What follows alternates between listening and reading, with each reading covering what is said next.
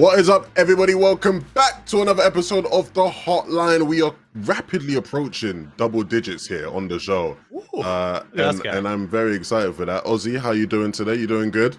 I'm doing fantastic, and I want to ask you how you're doing. So I went back and watched a bunch, and I'm like, I never ask how you are at the start, and I never ask you what you're doing at the end. Like, I always feel so bad. I'm great, man. How are you? I am very good. Very excited for grand finals this weekend. It's a big week in the Fortnite world, right? So just super locked into that.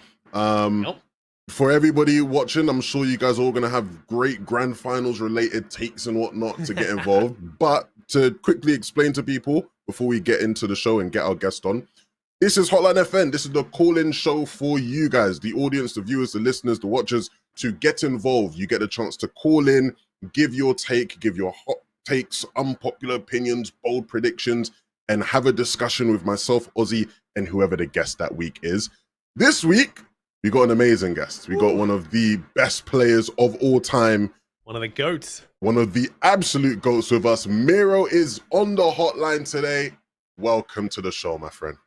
Thank you. I love he thought do like a full intro. Yeah. I was like, what are you doing? Let's make Mero do the intro. Like, let's see how it goes. I was like, fucking throw him straight in. Yeah. I know you're used to being on camera and whatnot. You know, you've had all the cameras in your face at globals and whatnot. But we'll keep it simple for you today. Again, for the people that want to get involved in the show, there's a bit of echo. We got Mero with an echo. Oh, with me. God. Oh yeah. Technical difficulties. I got it. Maybe try now. Try talking now. Hello, test, echo, test. Okay. So weird. How did you do that, bro? What is your setup? What the hell? All right, sweet. Okay, well, that's interesting.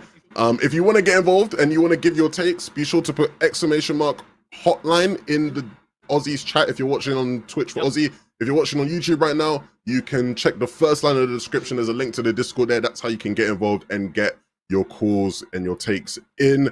We're going to start with rapid fire again this week. We have some takes for you, Mero. People have been sending in their unpopular opinions to the HotlineFN podcast account on Twitter, and we're going to read some of these. Some of these you might like, some of these you might not like, but just let us know if you agree or disagree. That's all we want to know. Okay.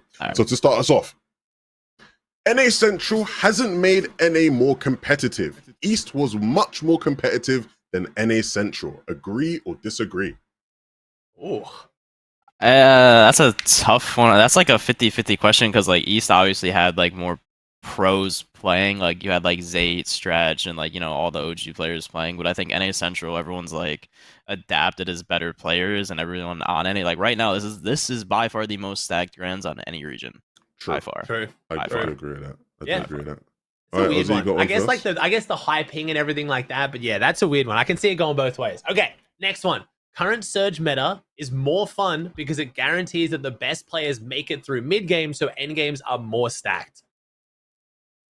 Agree or disagree? Disagree because the only players that can do good are the ones that land on a cactus or just get lucky with their fights.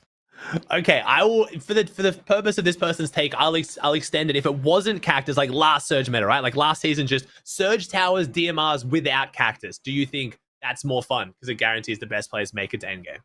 I think it's less skillful because the same players, like, say, like, I don't want to throw Yamzo and Taste under the bus, but if they get a DMR with the scope almost every single game, so like players like that can sit in a tower every single game, or players like at Restored where they get a DMR every game. It's just not very skillful for the players who don't get it. It's just RNG reliant because if you get a DMR with no scope, you're just screwed.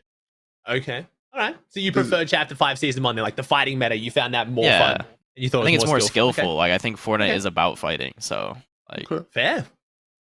All right, next one. Let's go.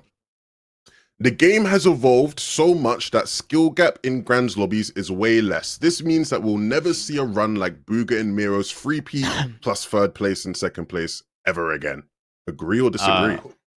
Disagree. You're watching Peterbot do it right in your face, so it's hard to disagree. When I saw this one, I was like, I feel like there's a lot of people on really good runs who could like not smash that out the wall because that is crazy, but yeah, like it's not out of the world impossible to do again. Because what's Peter on right now? Is it third, second, and then was it third, second, and first? No, it was second, first. I swear he had a good one before that too, didn't he? Yeah, maybe. We'll see. Okay. Yeah. I'll go with the next one. The block was a top 5 comp POI and should be added back to the game. Competitive POI specifically. Agree or disagree? The block was the purple one with like all the force bonds. No, it the was block chapter was 1, the one that switched. Every week it was like a new POI. That one. Yeah, Tfue World Cup. Yeah. I don't really think it affects competitive. Like it's just kind of like it was good. Sometimes better than worse. I mean, like if you land there, like I don't know. Like I wasn't really playing too much back then, but like I don't think it changed anything. From someone who was watching back then a lot, it was busted because you'd get certain blocks where like clearly like whoever like was approving it at Epic wasn't locked into comp, so they didn't didn't care. Like smacking one metal and you just get like 300 and you're like, well, okay, yeah, it was hilarious. This doesn't make any just throwing stuff in to be broken. I mean, I'd like to see it as a skill of like a team that takes it has to adapt every single week. Like who's going to be the team that's going to learn how to spawn fight at a new POI every single week and like just run the gamble, right? Like maybe you get a phenomenal one for grand. Some of the blocks sucked. They were like tiny and they were like, they made them look really pretty, but they had nothing in them. So it's kind of like a mad gamble. I don't know. I wouldn't mind that one. Okay. Aim assist should be... Oh, wait, no, you go. No, sorry. Levin, is your one. I almost jumped on yours. Is my one? Okay, cool. You get to ask the spicy one. Unpopular opinion. Aim assist should be buffed because weapons not being hit scan anymore has made aim assist too weak. Agree or disagree? Disagree.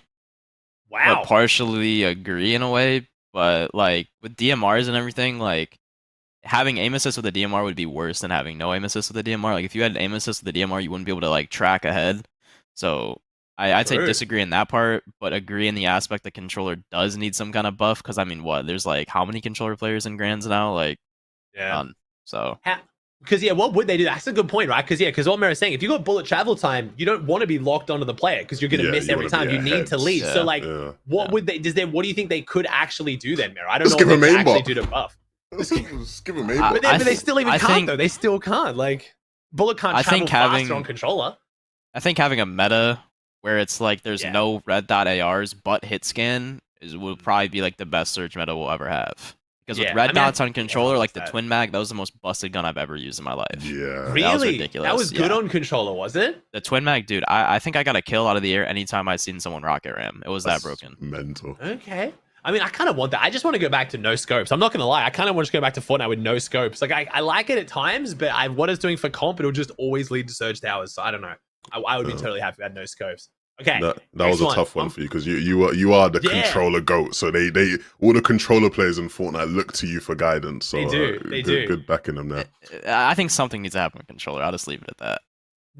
That's fair. I'm sure we'll definitely get a question that has a better discussion later on with that as well. Yeah. Okay, Iomzo is as good of a fragger as Cold. If Acorn had played with him instead, he'd have just as many FNCS wins. We're getting personal now.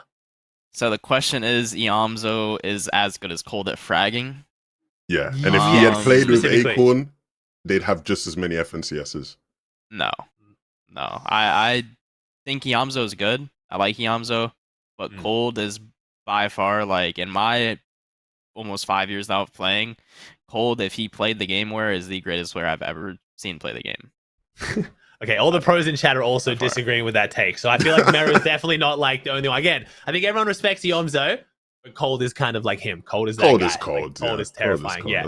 And he's that guy on land, which I think is worth so much now as well. True. Not saying Iomzo's not. I'm excited to see that, but Cold is also just as good on land, which is absurd. Like almost everyone gets a bit of nerves, a bit of jitters, but not Cold for some reason. Yeah, his land placements already in his career is like insane. We just need to see Cold on more lands. That third was centered from like just zero loot. I still think is one of the most impressive land performances ever. It's not even a win, but it was just the loot they got a third with was just absurd.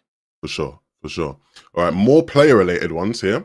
Unpopular opinion, or not unpopular, I think this is just their hot take. Hot take, Booga will outplace Batman Booga in Grands easily. Everyone is overrating Batman Booga's cash cut placements this season. Agree or disagree?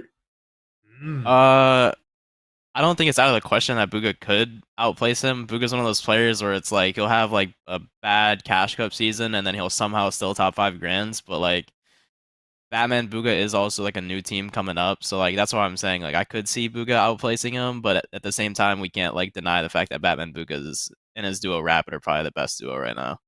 Yeah. So when you say best duo right now, so you are, because it seems like you're going against the take where you do rate cash card placements highly, because they're saying we're overrating cash card placements. Do you think that's fair to say or no?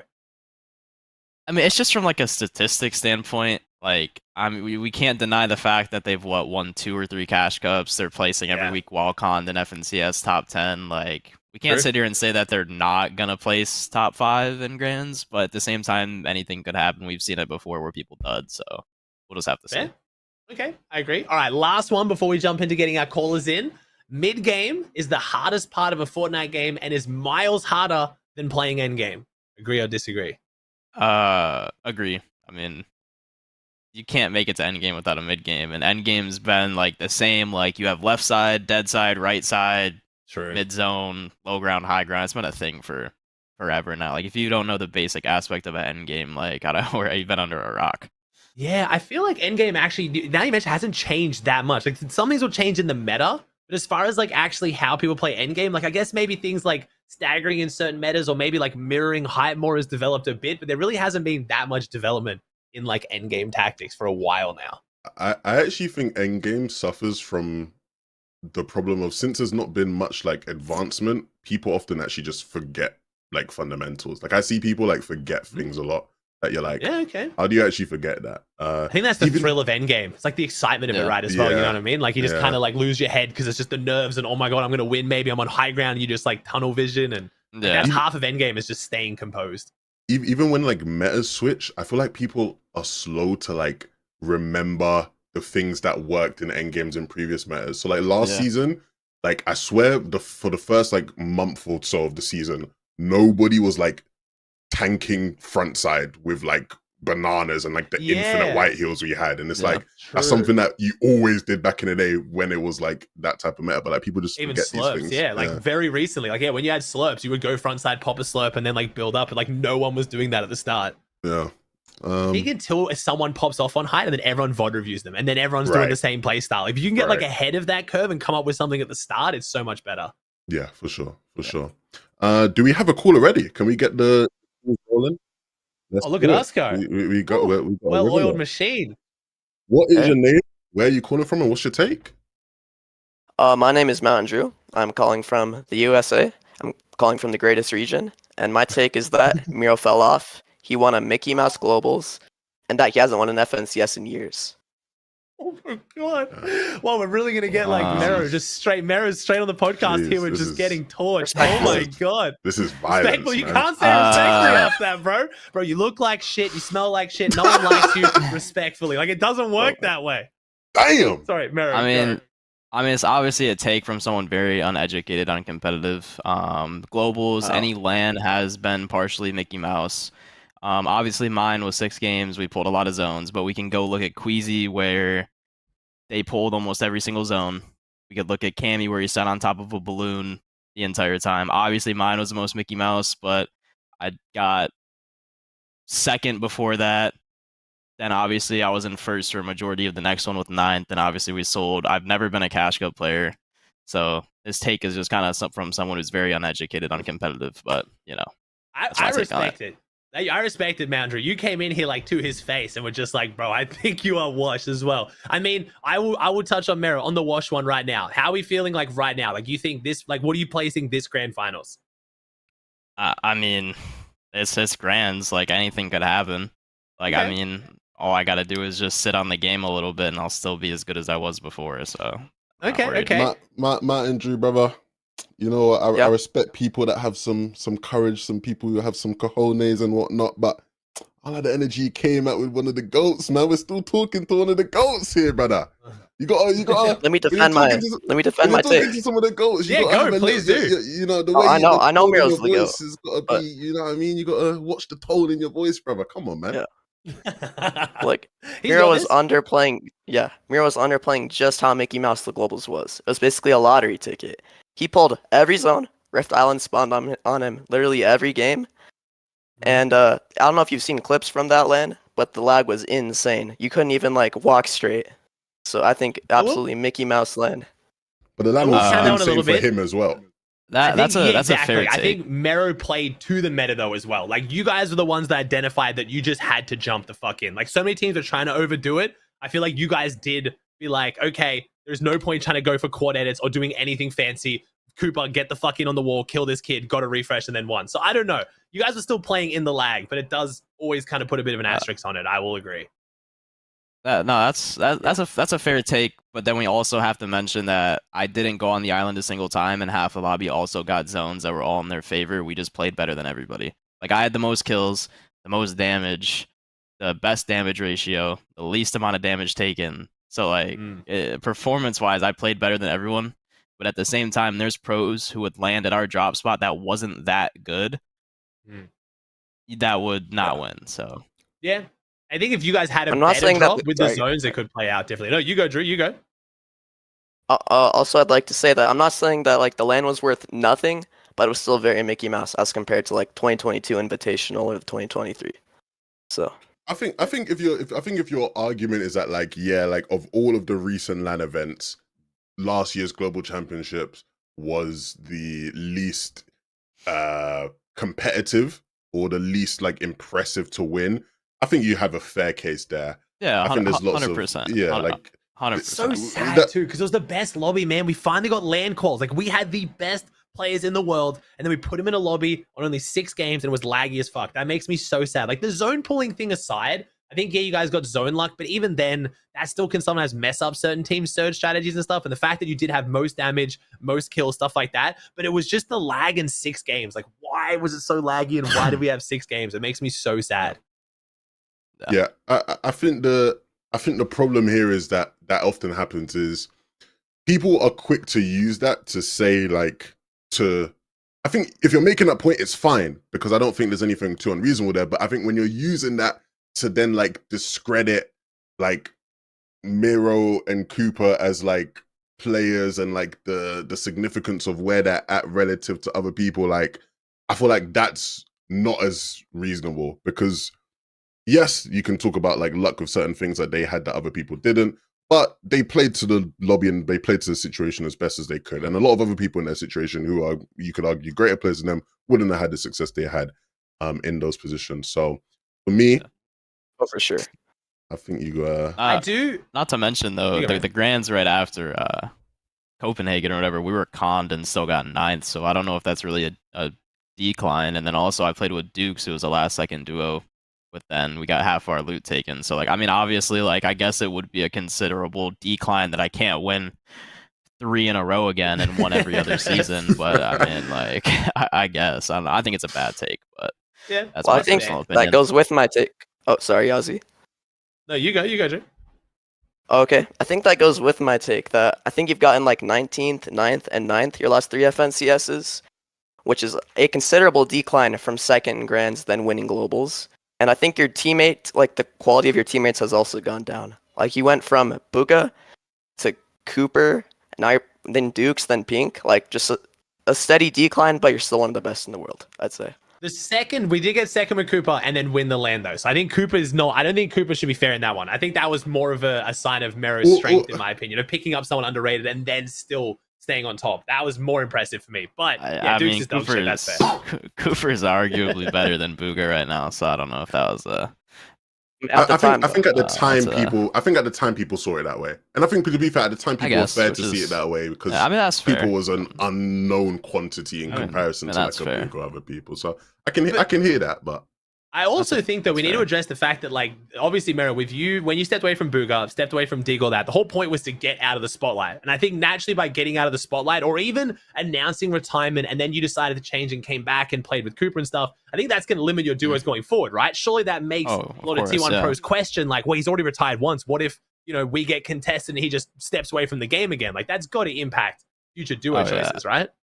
Yeah, but also not to mention, like, there's not many people that I'd even really play with. Like, I can't, like, with the tier 1s now, like before, like when I was playing with Booga, I could have dropped Booga and went and played with someone else that was also a winning duo. But now there's like nobody. Like, there's not many people on the region that would, 1, play with a controller player, 2 are really, like, no offense, like there's like the top 10 players, top 15 players, and then like the drop from the top 15 below that, it's like it's not even worth to like play with them.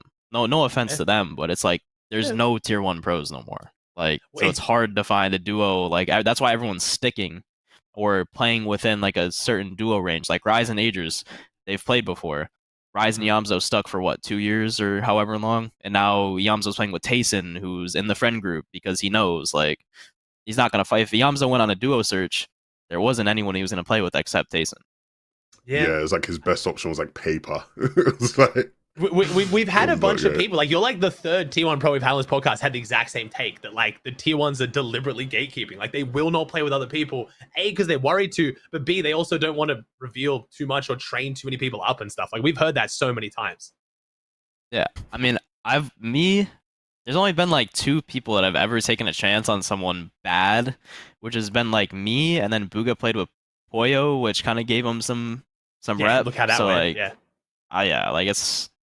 I don't think there's a lot of people that would ever fight with someone with 5K earned at the time. So well, I'm trying to think like the other. So I'm trying to think the two biggest ones worth mentioning of Tier 1 pros picking up someone where everyone questioned it was Bugha with Poyo, and then we saw how that ended up with Peterbot and Poyo, and then you with Cooper, which ended up going really, really well. So the times we have seen it, I think those are special cases though. Like I don't know, it could maybe happen more honestly if the Tier 1 pros gave it more shots. I'm not gonna lie, but I don't really know a lot of what goes into like the politics behind that. I said it on the episode of Venom, man. If you're a Tier 1 pro, I think a lot of you guys need to stop holding on to this dream of trying to play with some of these other brothers. Just pick up the cracked 15-year-old. I'm telling you, it is worth your while. It's an investment, and sometimes investments don't pay off, you know. But that was Cooper. I mean, also not to mention though, at this point in my career, like I don't have anything else that I need to do. I've won the LAN, I've won 5 FNCSs, I've won 2 DreamHacks. Like I'm just playing. Obviously, I'm playing to still do good. That's why I'm playing with someone like Pink, who is good, who has all the placements to show it. But at the same time, it's just kind of about like having fun at this point. That's also another reason why I played with Dukes. Like Dukes is one of my closest friends in the Fortnite scene. So at this point, it's just more so about fun. If I wanted to sit here, lock into level 400 8 hours a day, I'd obviously be just as good as I was whenever I went on a 3-peat. So it's just kind of more about having fun at this point. So you would rather play with, let's say you'd rather play with someone and have fun and get 10th than like lock in with someone that you only get on for tournaments. Even then you're not enjoying the tournaments, but you win the FNCS. Is it still at that point? Like how, like, are you able to quantify how much you'd rather just have fun than like literally win? Or it's kind of hard? I mean, if there's a clear choice where I could guaranteed win, I'm going to go with the guaranteed win. But if it's like the difference of like getting 10th place and then getting like 6th place or something like that, I'm just gonna go with the 10th place and have fun. Like, I'm at that kind of point. Yeah, I think you've earned that luxury in your career. You know, you've won a bunch, so. I mean, again, before everyone flames, because again, this is going to happen on YouTube, it's going to happen on Spotify as well. I, in my chat, specifically asked if someone had this opinion to have the confidence to come on, give it. So please don't flame Mountain Drew. Again, my man backed it up with stats, evidence in the call with Mero. Come on, this is what this podcast is for. Don't make people feel bad for having hot takes. That's the whole point of this. Thank you, Ozzy. Thank you. You're all good, man. It was a respectable take. Yeah. Yeah, it's fair. Of course. I like it. Thank you, Drew. Appreciate it, man. Big ups, Drew. Thank you very much. I love you guys. Take care. Enjoy the show. Have a good one. Peace out, boy. What a legend. I mean, it takes respect for that, like I said, it takes some cojones to get involved like that. Yeah. Do we have the next caller ready, Quartz? Can we bounce them in? Can we get them involved? Let's do it. Let's go. Today. Yeah, no, let's get people in. Went straight off the bat. Jeez. Okay, I'm going like, what are the chances this one's about controller? You know, let's find out. Let's find out. We'll see. Let's get the caller in. We'll see. What is your name? Where are you calling from? My name's Winter. I'm calling from Ireland. Hey, Ireland in the house. Irish caller, I think, right? I don't think we've had an Irish caller yet. You are our first Irish caller. What is your take today, Winter? Mythic POI, they're bad for the game. They make the game more boring because if you want to drop a big game, you land on the Mythic POI instead of a POI that's central that has a lot of loot. Okay. So the take is that. Can you just repeat part of the question again? Mythic POI. I was reading my original take. Mythic POIs make the game boring by drawing players away from the central loot-rich areas. Okay. I agree with that. I think Mythic POIs are more so unskillful in a way. Like, kind of has given people top 3 FNCSs. I mean, like, no discredit to like Peterbot, for example. He played crazy, but I mean, you can put like Ritual and Reet there, or Cooper and Kanata there, or anybody, and they're gonna win FNCS with the Grim Coin. They did play the best with it, like they understood how to use it. But they're also kind of in a playstyle where teams just play for the top 5s and still win. So POIs like that, where you get like a broken mythic, like I don't think like Brutal is too bad. You get a Nitro, only one person gets it for the time being. Yeah. The shotgun's okay, but then you have like Grim, where you get 3 dashes anywhere around the map. Like that saves you 200 mats every single rotate making a box. So that like stuff like that is way too broken. I think it always. You go, Levin. I disagree. I don't think it makes the game boring. I think there's situations like some of the examples you gave, Mero, where like a Mythic POI might be too strong or it needs balance. And then unfortunately, like we've talked about here, a lot of the time these things aren't made with comp in mind. And so comp has to come second and then we figure things out after the fact. But I've always found it cool that with Mythic POIs, they add like dynamics around the map that like are of interest. Like certain teams are going to pick certain Mythic POIs because it suits into their playstyle, like it plays into their hands. Like it's the examples that a lot of people give where it's like, yes, Peterbot and Poyo had one of the most crazy advantages anyone's ever had, but you know, they played it better than anybody else because it played into their playstyle, it played into who they were as players, whereas you don't get that with everybody else. I think one of the best situations you can have is when you have Mythic POIs that top teams want to fight for. I think what we've had a lot this year is where people, there'll be like Mythic POIs, but people don't feel the incentive to fight for them, especially in like a season like this one where it's like so many people are qualified for globals and they take those Mythic POIs, then it's like, why would I con a top team at a Mythic POIs? Whereas like, I feel like back in the day, we used to see teams, like top teams actually want to go against each other at really strong POIs. Chap Tifu, man. Chap Tifu Grotto. Right, like situations like that. Obviously, this one wasn't a Mythic POI, but like Command Cavern might as well have been a Mythic POI. It was that strong, right? And like top teams still wanted to like go at it at that spot. Like I feel like situations like that are really fun and like can be really interesting. So yeah, I don't agree with this one. It kind of goes into my take. I think on the more boring, I disagree with that. I think it's more boring. You could say less competitive, but I think it's also kind of annoying depending on how the Mythic POIs play out. Like Peterbot and Poyo, you could say they earned that by playing so well at Grim. Teams tried to contest them. Yeah, when Akon and Cole went there, I think they didn't have their heart in it. But no one wanted to contest Peterbot and Poyo because they knew they were going to lose. Where like, if you can lock down a POI that well and earn the Mythic, I think it's a cool storyline that you then get to play with the strength of that. But yeah, like Mero talked about, there's sometimes those seasons where a team risks it all by going a Mythic POI, holds it down, kind of gets no one contesting them, and then they pull off a way better placement than they should. I don't know. I feel like if we had no Mythic POIs, it would eventually get boring, though. I think you need some strong POIs, and some of the strongest POIs we've had aren't even Mythics. Like Collider was insane. Like you said, Command Cavern was insane. Would you argue the same thing of those POIs as well, Winter? Like, because they don't have to have a Mythic to be a Mythic POI to you, right? You just mean like super strong POIs? No, I like the super strong POIs. I just don't like the ones with Mythic. I like them. So is it because like one person gets one item that other people don't get? Is that what you kind of mean by Mythic POI? Sorry? Yeah, I find if you win the POI, it's not satisfying because now you have to fight the boss, and then that takes time, and then it slows you down. If you get me, I prefer win the fight and leave.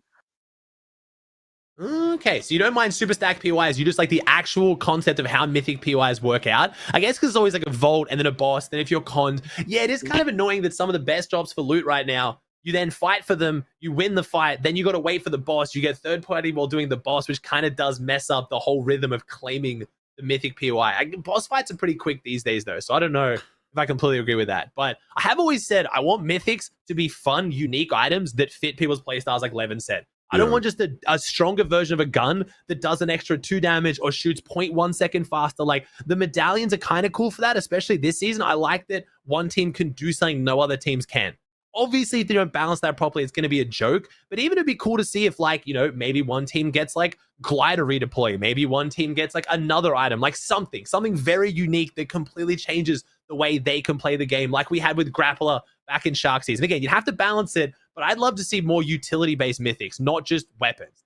But then we have to trust Epic balances it, which is very scary.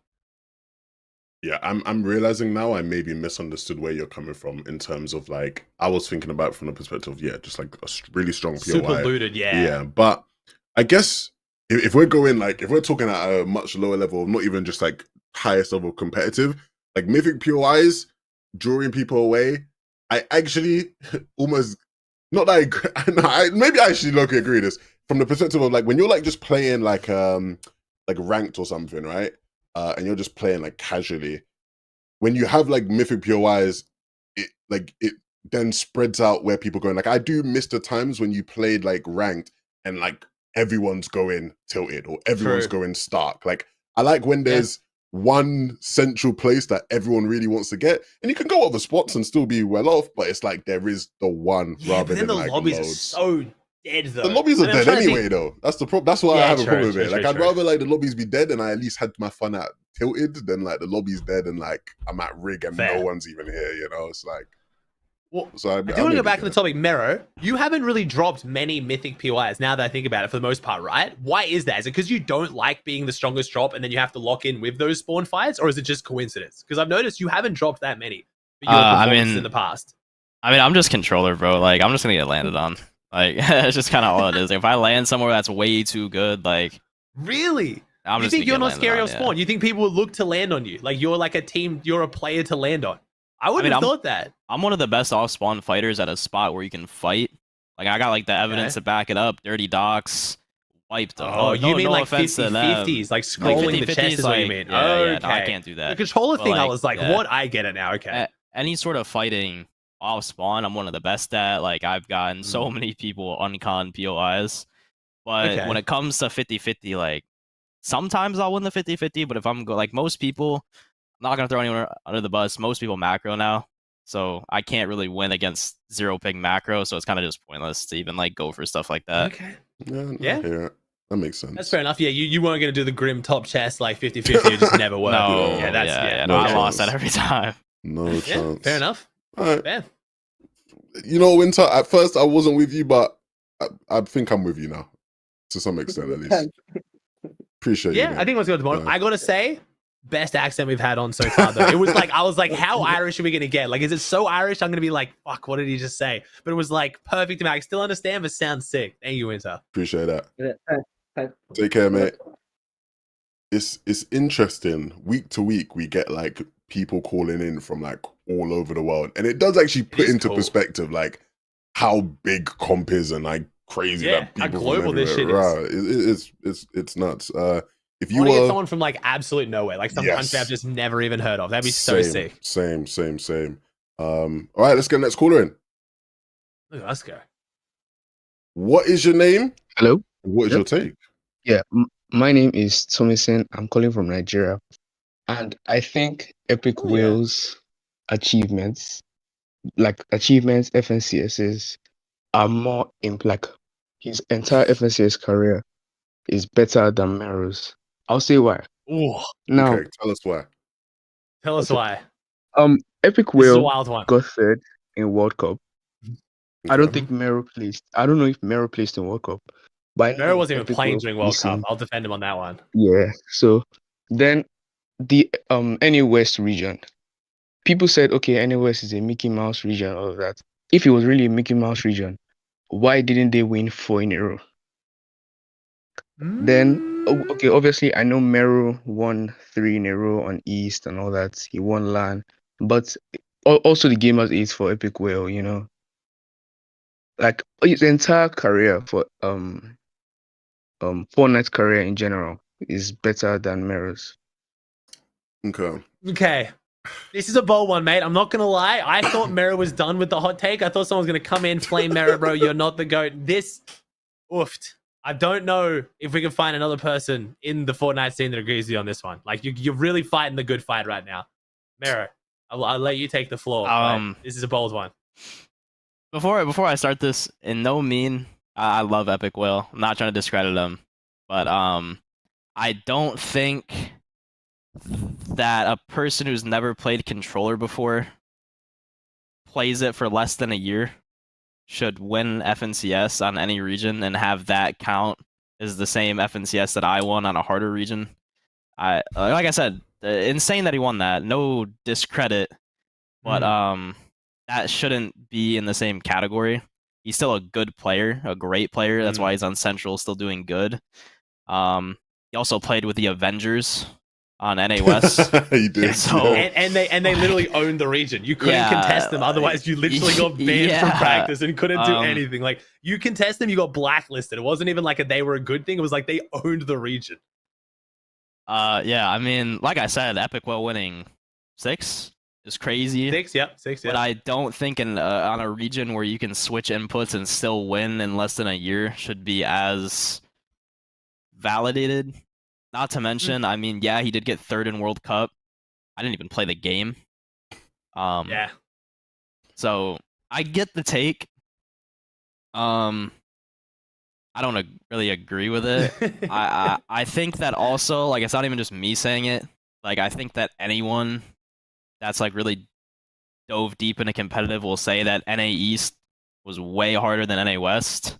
Like, I mean, the only other person you had on that region was Reet. I think Reet, Chris, and Falconer. Fab Snacky, and Fab Snacky were also really good at the time as well. And eventually, I think he started playing with Reet as well. So yeah, like, there was stuff, if anybody looked like they were almost better than him, he's like, let's just play with each other. Well, they did. They lost one FNCS to Reet's team, and then we're like, all right, let's just get Reet then. Like, apparently we need this guy now. Let's get him in. Like, Rex is not playing anymore. Let's get him in. I mean, it's so hard because West players haven't done as well since the Central swap. When Reet and Whale came over, they really had to like dominate that first season or two, I think personally, to kind of give West a good standing in the eyes of Central. Like, we always had these debates, but you never actually saw them verse each other that much, except for on LAN, and most of them were Mickey LANs like Saudi, where Whale won, but with Malabuka. So like, is that like a West win?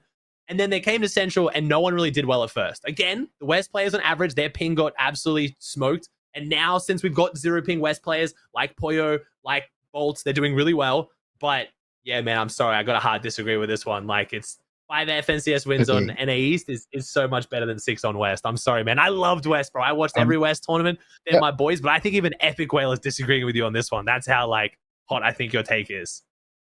Okay, but once they saw that Epikwhale kept winning on West and they saw how quote unquote easy it was, why didn't they switch to make it easier for them? The money was so much less on West. Like, it wasn't even worth switching to win. You'd rather just stay on East and get like, I think like a top 5 was worth more than a win or around that. Like, yeah, the prize pool was just so bad on West. There was no reason. There's no land either. So why switch? Yeah. So yeah, if there was a land spots, I think that would have been cool. If there were land spots, I think more East players would have gone to West, like we've just seen with NA. Levin. Thomason, my brother. Help my brother. Help him. My brother. I'm also Nigerian. Oh, he's not getting helped. I'm also my Nigerian, so I appreciate you calling in. Our first Nigerian caller as well. So I appreciate you, brother. Unfortunately, you have uncovered the biggest Epikwhale hater of all time. Apparently, people call me this. I'm not. I love you, Epikwhale. Come on our show one time. Look, Epikwhale has had a great career, longevity for days, done amazing things.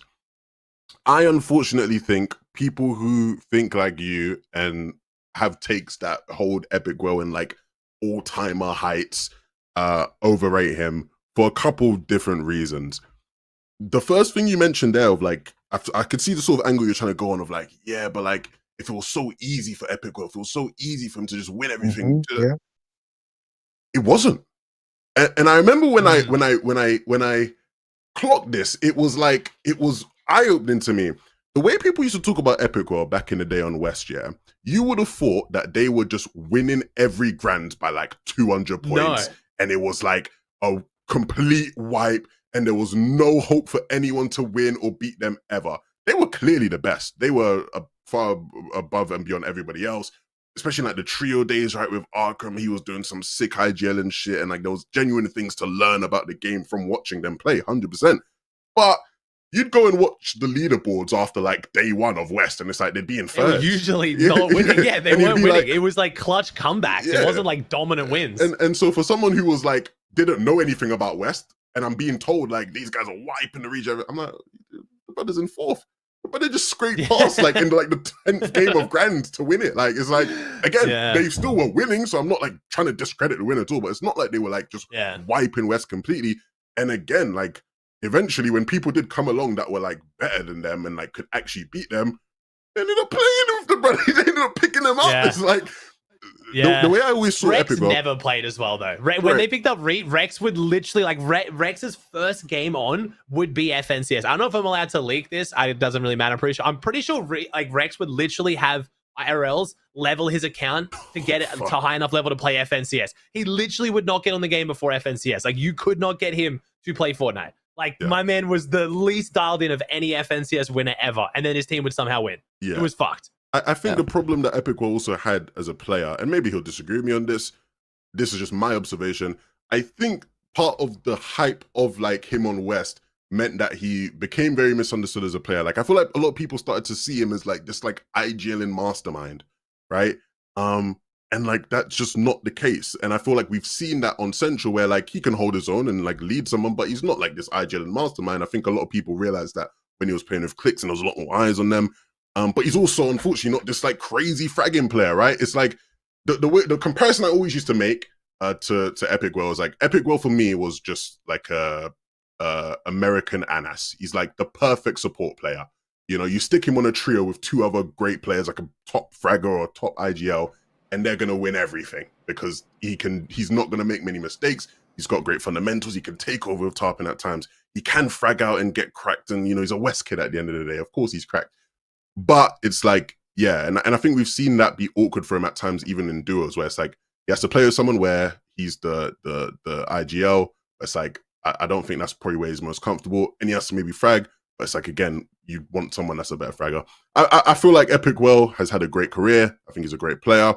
I think he gets overrated at times in like these all-time historical debates. Is there a comparison to be made with him and Mero? Hell to the no. Oh, hell no. I have one more take about it. Third World Cup and winning Saudi. We got to remember that. That was pretty good too. Sorry, you go, Mero. I don't think. So to respond to the World Cup thing and I tried to sneak that in. I'm not letting you sneak that in there. Malabuka was IGLing someone he had never played with before in English. At the time, Malabuka could barely speak English. The brother was, and he still won the event. I don't think. Does that mean Epikwhale's the GOAT? Is that more impressive for Epikwhale? No, I think that just shows how goated Malabuka was at the time. Right? The EU bias goes crazy here. What do you mean? Does that not mean he didn't need IGLing? He was already smart and good enough to like make it work? Nah, that's the EU bias right there. Come on, you can't have that go both ways. No, come on, keep trying to line me up, brother. Yeah, man, 100%. I had one more take about it. Epikwhale also said in chat that like obviously he had a better like World Cup career than me. Like I said, that's like 100% fair. Like he's had better aspects of his career. I've had better aspects of mine. But statistically speaking, if you put Epikwhale's career over mine, you also would have to put him over Bugha and Tayson. So that's how that has to go. So if you put him over Bugha and Tayson. Like, if you're gonna Tayson's 6, he's tied with Tayson, but then he's got the land performances, which we're saying are more important apparently. And then he's got multiple on Bugha, and then has the third verse first of World Cup. That is very true. That's a good point. If you're gonna run results hype, like then you're gonna have to. It's like when people. I doubt there's many NBA basketball heads in there, but it's like when people are like fucking Bill Russell is better than Michael Jordan, you know? It's like, and so to be fair, there's some old heads that think that way, but maybe that's not the best example I could have used. There's a couple other examples I could have used, but it's like stuff like that. It's like either you're gonna fully run the results hype, right?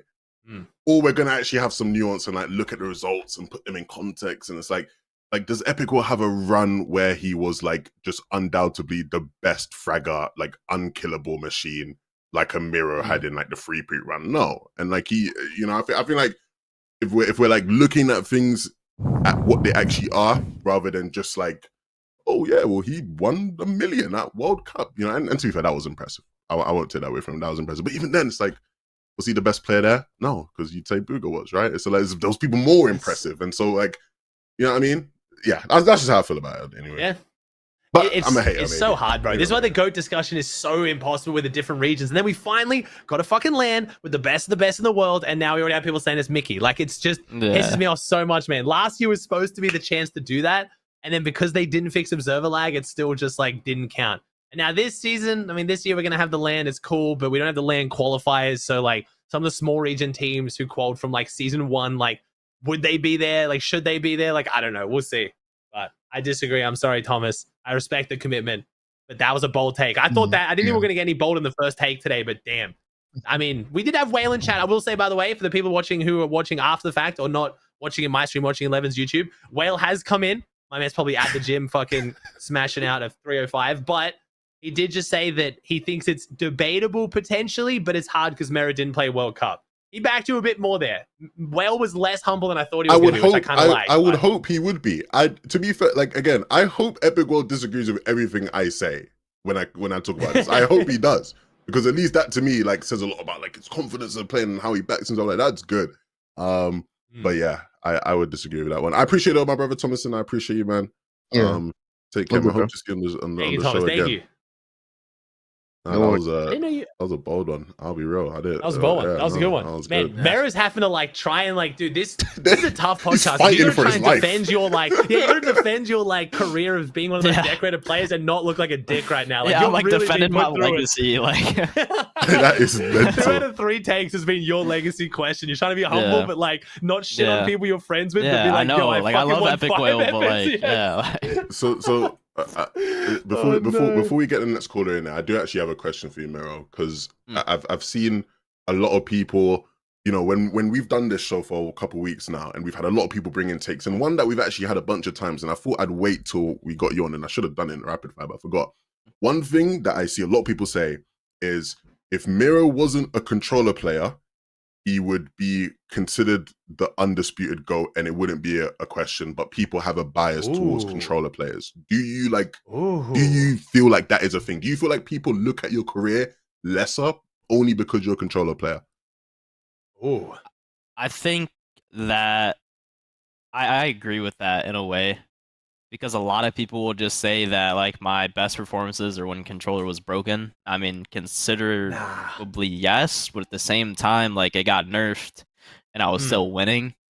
But then again, though, like it's hard to say a GOAT debate because everyone from EU is going to say Tayson.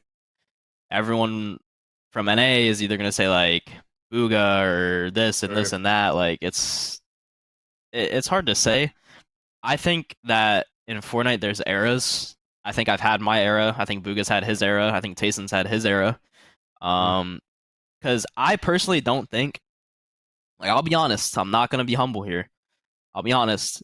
That run where I won 3 FNCSs in a row, that first season, like Spidey season, there was nobody better than me. Like in that era, like I'm like normally I'm more humble about my FNCS wins, but in this time right there was nobody better than me. Any region, no one was better than me. But then there's times where it's like Tayson's the GOAT. And then there's times where Booga's playing crazy. And then Tayson's playing crazy. And then I have my time with globals. And then like I win globals and I win a cash cup right after. Like I'd say that part I was the best player. But then like Vino will come around, Queasy will come around. Like I think there's eras in Fortnite. I guess there'll be a time. I guess there'll be a time where, say, if I won like 2 more FNCSs, like I guess you'd have to just consider me the all-time. Or if Tayson won 2 more, or if Booga won 2 more, then you'd have to consider it. But right now, there's like so many eras of Fortnite where it's like my 3-peat, I was the GOAT. But then Queasy winning 6 out of 12, like they were the GOAT or GOATs. And then Booga, and then like, you know, there's a whole bunch of but also to add on to it, playing as good as I did on controller for so long, I feel like people also forget that like me and Day playing, bro, like we didn't sit on a hill for Storm Surge. Like we played the most riskiest play style every Grands and it paid off, you know. There was no Storm Surge. People also misremember that. I think people always think you guys won 2 in a row when you actually was at first, 4th, and 1st, which again is super impressive too. You had 3 in a row, which were like really good placements. I I do want to say a couple things. I think firstly, I think there's a few people in the GOAT debate right now where if they win this next LAN, as long as the meta isn't Mickey Mouse, as long as it's like not crazy, like even if it's zone biased, it's 12 games, that should even out. If this LAN is good and people don't try to make excuses for why it's not, there's a few people, if they win, could maybe finally inch themselves into that GOAT debate of all time. But I think the error thing you did was right. I think there's different errors. I will say that if you didn't win globals or come second with Cooper, the controller bias I think would be worse because you would have most of your placements when controller was considered OP. But I think you've now gone the other end where there's like no controller players doing well and you still done well, which I think, in my opinion, if it's someone who follows comp and doesn't have bias, those should equal out. Yeah, you did really, really well when controller was great, but you've then placed insanely way above the controller average when it's bad. So I feel like those should equal out, in my opinion. Yeah, and the input just shouldn't really matter then. So you can also like Fortnite's just the debates are just a game of bias. I think if Cammy and Seti would have won LAN or Pixie would have won LAN, bro, it wouldn't have been Mickey Mouse. But since NA won LAN and we pulled zones, it was Mickey Mouse. But then again, if like anybody on EU would have won, like anybody like Tayson, I think Tayson was there. Cammy, anybody would have won. It wouldn't have been Mickey Mouse. If you make the Mickey Mouse as well, Cammy said, like you said with the balloon strat, Cammy said like that was pretty Mickey Mouse the way Cammy said he won, but it was because they made it that way. Like they were smart, they figured out, and people could like pay that to them. But where Lagger was kind of like it just made it rough. Okay, I'm gonna be very cheeky now before we get the next take in. Very cheeky. Here we go. This doesn't have to be a long conversation at all. But do you think if there were 6 more games, they catch up to you? Cammy Seti? I think it'd be close. Bro, we were playing so good. Don't say we were playing so good. But the thing is, my argument with that is, we play better on zones we didn't get. Okay. That's my argument. So, yes, they probably would have pulled away because they're a consistency team. They're a 2-kill win, low ground consistency team. I'll say it. Everybody knows it. Okay. They also have more to work with. Like, we're working with Rumble where we have no metal. But on zones that pulled away from our POI, we played better. So it depends. Like I've played 12-game formats where I've won. So that's true. It depends. Like I can't dictate what 6 more games would have been like. You know what I'm saying? But I do think if they played as consistent as they did, they probably would have pulled away. But at the same time, I'm not saying that I didn't have a chance. Okay, we're gonna stop drawing you out now. You don't have to fight to defend your career anymore here, man. I'm fighting, man. I'm fighting for my life out here. No, but you have fought. I think you have fought very well. I think if not anybody you have questioned like your career in some capacity, they could come here, watch this, and be like, you know what, fair enough. So I think this is good. This hasn't happened to any of our guests either. I guess we haven't had someone that's in that true GOAT debate, like people like Queasy and stuff. But like, if we'd had like a Booger or Tayson on, maybe this would happen more. But like, I don't know if you watched that podcast, Mero. This doesn't happen a lot. Like, you're getting fucking grilled. This hasn't happened to any other pro we've had on, just defending their accomplishments. I respect it. But the thing is, I like how there is a debate. Like, I like how I think it makes Fortnite interesting. True. I think it's like sports players, everyone's like, oh, is Michael Jordan the GOAT? Is LeBron the GOAT? This, why? Like, I think it makes stuff like the game interesting. I think it makes it fun, more of a storyline, stuff like that. I think it makes it better for everybody. For sure. I see that. All right, let's get the next call in. Let's do it. I think we got the next caller ready. What is your name and where are you calling from? My name is Gamer Knight again, and I am from Philly. Ooh.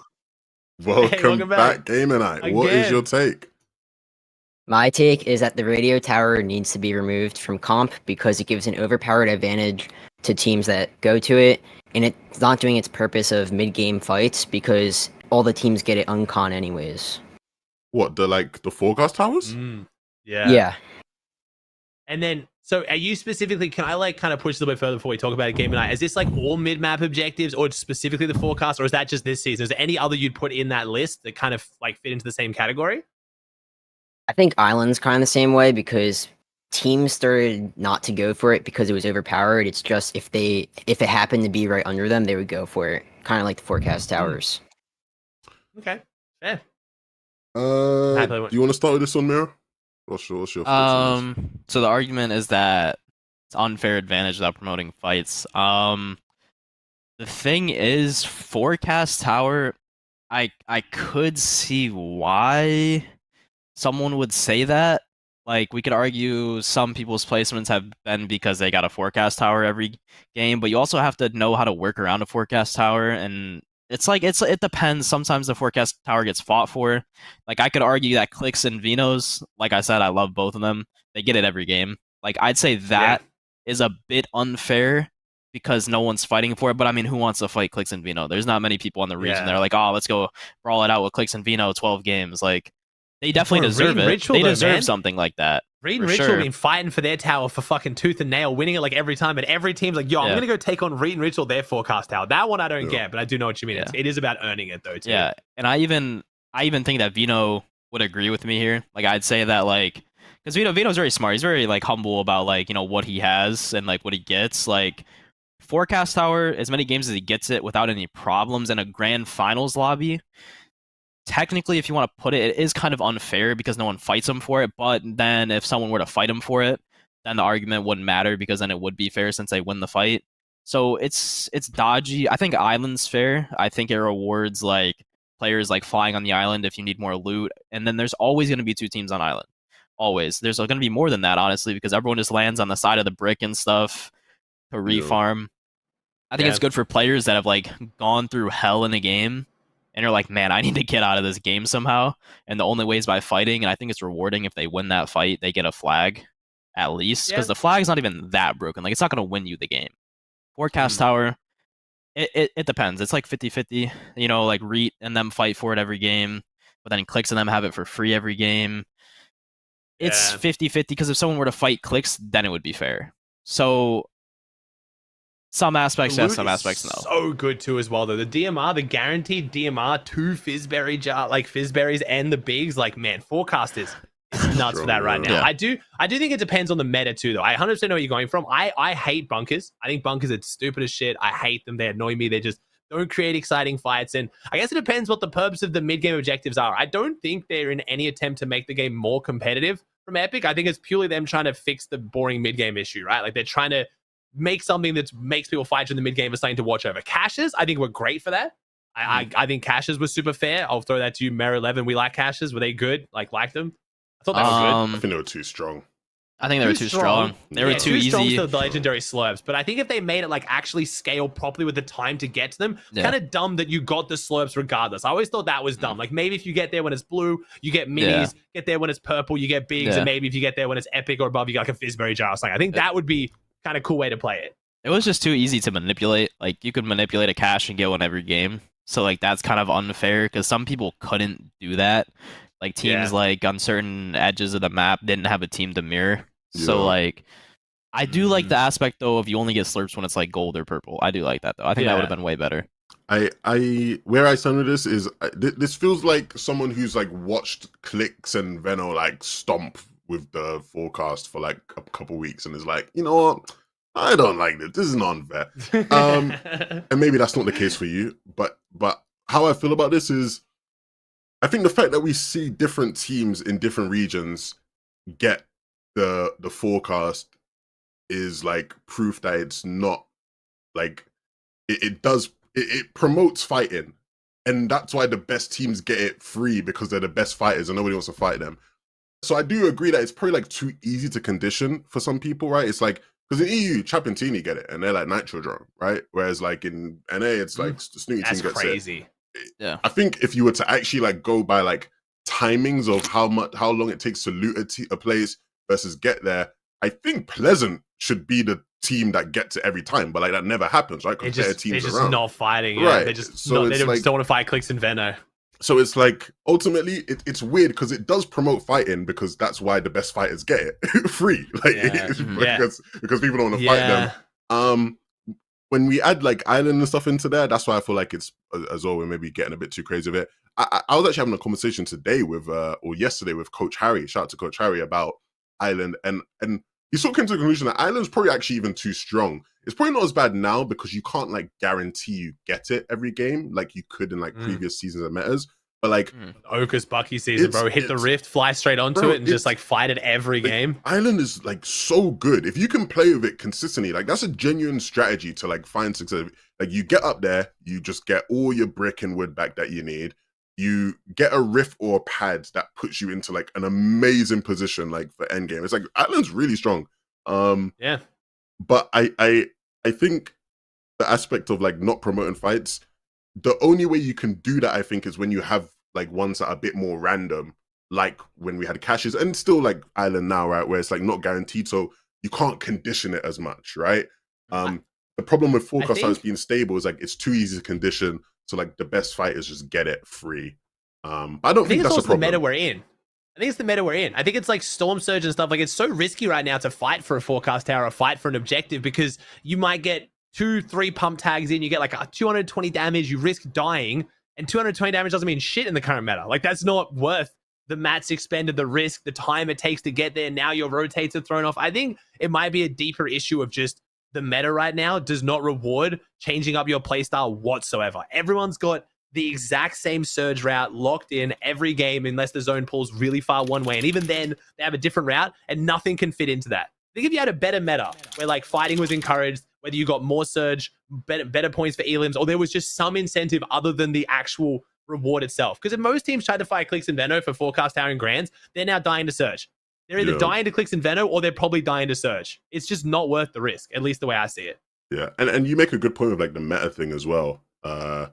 In that at the start of the season, so meta affects how good forecast is as well, because at the start of the season when we had fists, right, in the game, and fists were like just all the rave in comp, Veno and Clips having forecast tower wasn't as good, because what would happen is that sometimes they would see zones ahead, and so you want to position yourself knowing the zone ahead.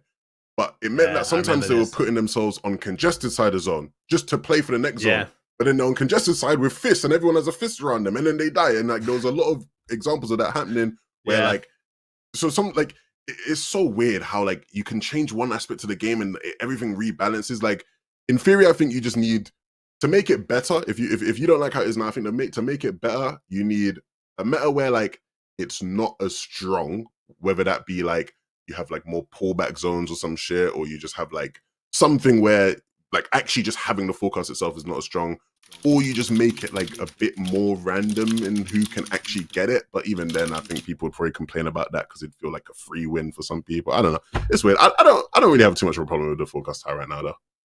I don't think. I mean, also to add on to that, like it may just be NA with like the peer bot conditioning of teams being scared of other teams, but getting that zone like future and like you can set up ahead of time and spend far less mats than all the other teams. I just feel like that could be kind of unfair. Yeah, I think it depends on the meta too for how much forecast is worth, like Levin just said. So I don't know. Mero, you've never really, like you said, you didn't go for Island when you won global stuff. You've never been a mid-map objective player again, despite being such a confident fighter. Is there a reason for that? Too much risk. I mean, I think I went on Island one game of globals. And that's when like I was in the hole. Like I never fight for the flag or anything. Like it's just too much risk. It's like you fight for it, and there'll be times where you like lose more than you gain. Like you can go on an island with 6 minis, 3 bigs, and a team will fight you for it, and then like they have it. They're just winning the fight. Then you just went up there, lost everything. Yeah, you get some brick back, but it's like there's times where it's not worth it. I mean, if you're in the absolute hole, then it's worth it. Like I've done it a couple times. Yeah. But not too much. I love how Mero of all people says, before you go, I love how Mero of all people says it's too much risk. This is like the guy who has made his career out of taking risks in Fortnite. And he's like, mid-game risk. Island, too much risk. Not for me. It's calculated risk, though. I take calculated risks. True. And that risk was not, that was not one of them. You can't control it. That's, I mean, there's not enough control around, again. It's how the other team plays. Like, I think, like, even with you, Day, like, reverse 2K, like, Surge Strike, just jumping on people, you still were doing it on edge of zone, where you wouldn't get 50-50. If it dragged out, you still had this. Like, you could control aspects. I feel like the Island, you can't. There's pads, there's rifts, there's everyone around you.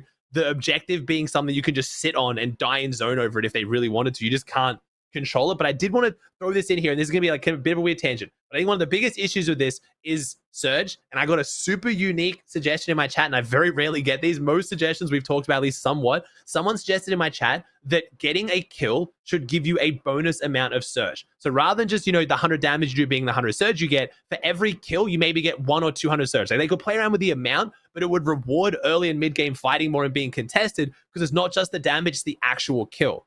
And then when most people get their kills in endgame, it wouldn't affect things too much, but it would actually promote more risks in early and mid-game and kind of, negate some of these issues we're talking about, because it wouldn't completely mess up your Surge actually going for kills. Because the only way we've ever rewarded kills is just obviously loot, but again, most teams will be fully looted off their POI or the Elim points. But that gets a little bit weird because teams drop all their kills in endgame, gain a bunch of points. It doesn't really change that thing. I thought that was a really cool concept. I wanted your guys' take on it.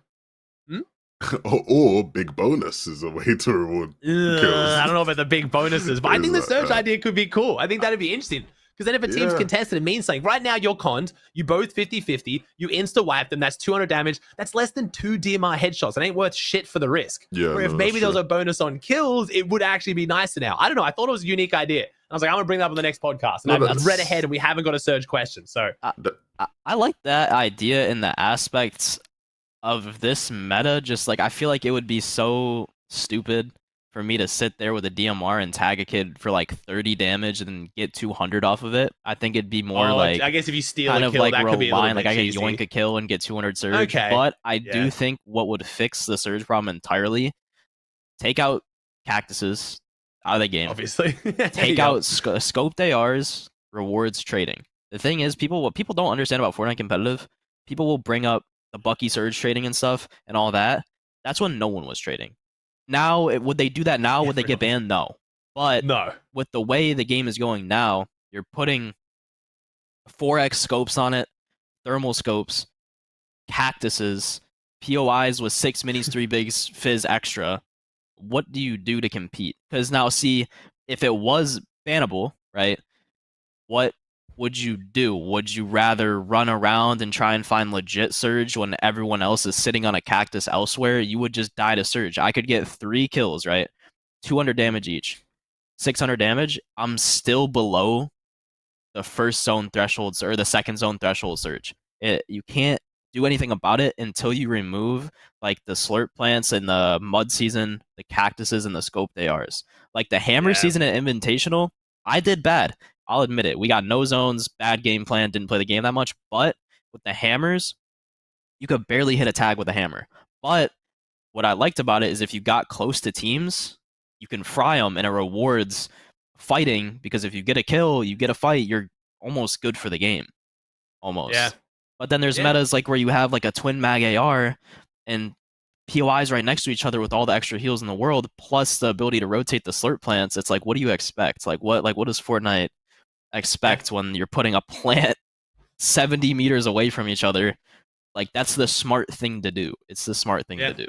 So I think if they just added like this, if they're gonna add scopes in, I think that if they've scope stay, I think it'd be cool. Obviously, another meta, no, but I do want to hear your take on it. But yeah, it seems like you hate the Surge trading meta as fucking much as the viewers, apparently. God damn, I don't know anyone who likes it yet. Yeah, no, I haven't found anyone who's liked this shit, but I don't want to make a whole nother podcast talking about Surge again. So I'm happy to. I think the idea is cool. Like for what it's worth, I think that's cool. But yeah, it does seem flawed.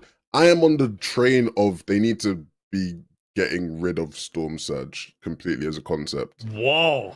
Yeah. That's a hot take. That is a hot take. That'd be boring as fuck. But like reward Elims more, obviously, right? So it's not just get center, full box medal, like, oh my god. But even then, like if it was like that, then going center wouldn't be good. Because you know what I mean? It's like you never want to be doing what everyone else in the lobby is doing, right? True. I don't think you need Storm Surge. I think the fact that the past year and a half, even probably longer, you'd argue, the biggest skill gap in compared to Fortnite has been Storm Surge, and it's just this like, it's like this fake thing that's not real. It's not real. Storm Surge is literally not real. Like we've made it. Like it's literally not real. Like they just made it one day, and they were like, the servers are like we can't have this many people in the game. The servers can't handle it. Let's just make something that is gonna. It's literally not real.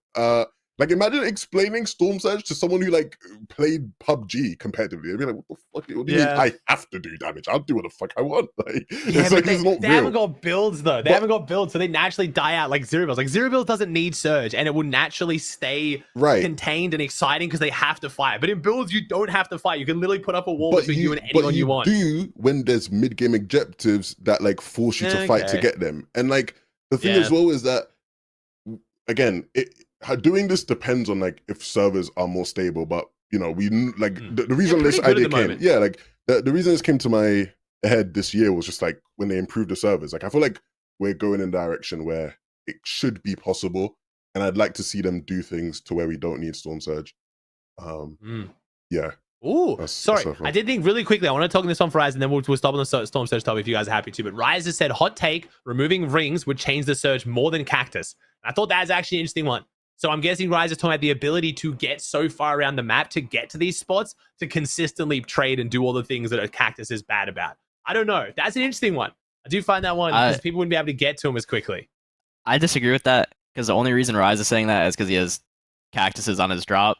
But like, if you took away rings, everyone around the edge of the map is fucked. Like everybody, I'm fucked. Epikwhale's fucked. Everybody is just in the hole. Because if Rise was landing at edge zone spot, already fucked. I'm gonna be honest, but sorry. If Rise was landing like my spot where you have to use rings, that take wouldn't really make sense.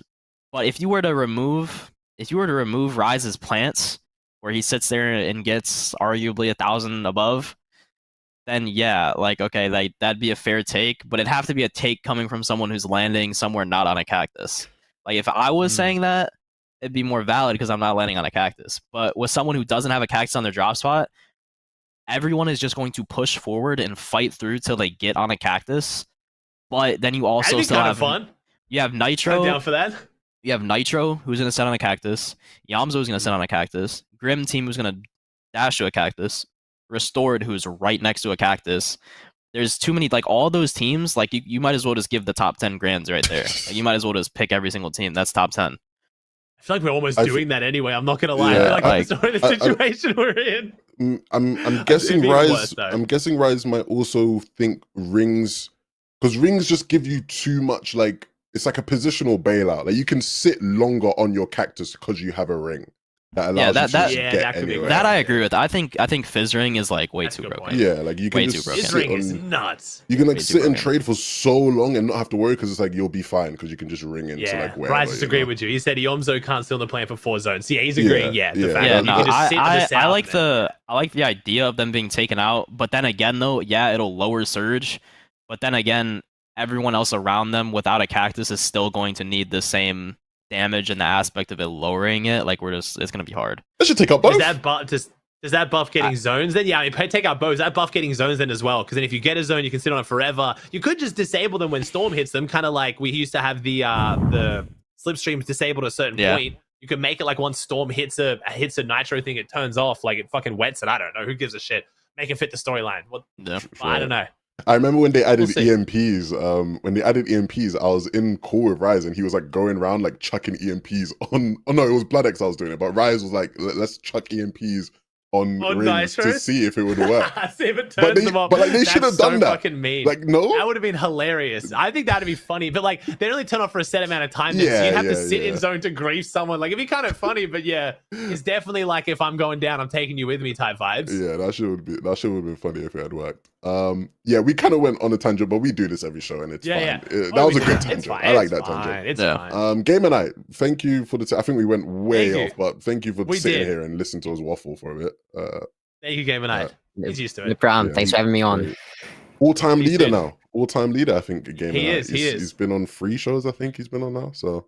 He's definitely coming from my point of view because I talk about all the time how I think the mid-map objective is just boring right now. Like I think also we went on the player perspective of competitiveness. I'm also talking viewership-wise. They just don't serve the purpose they're meant to. They're meant to be like creating fights and engagements for the casters to talk about. Meanwhile, we're just still watching Chicho fucking 80 feet in the sky, just like falling asleep. Like it's still not doing what they're meant to entertainment-wise, sadly. But that's so hard. 100%. It's so hard for Epic to balance. Yeah, no, I agree with you on that. It's not the most fun to watch right now.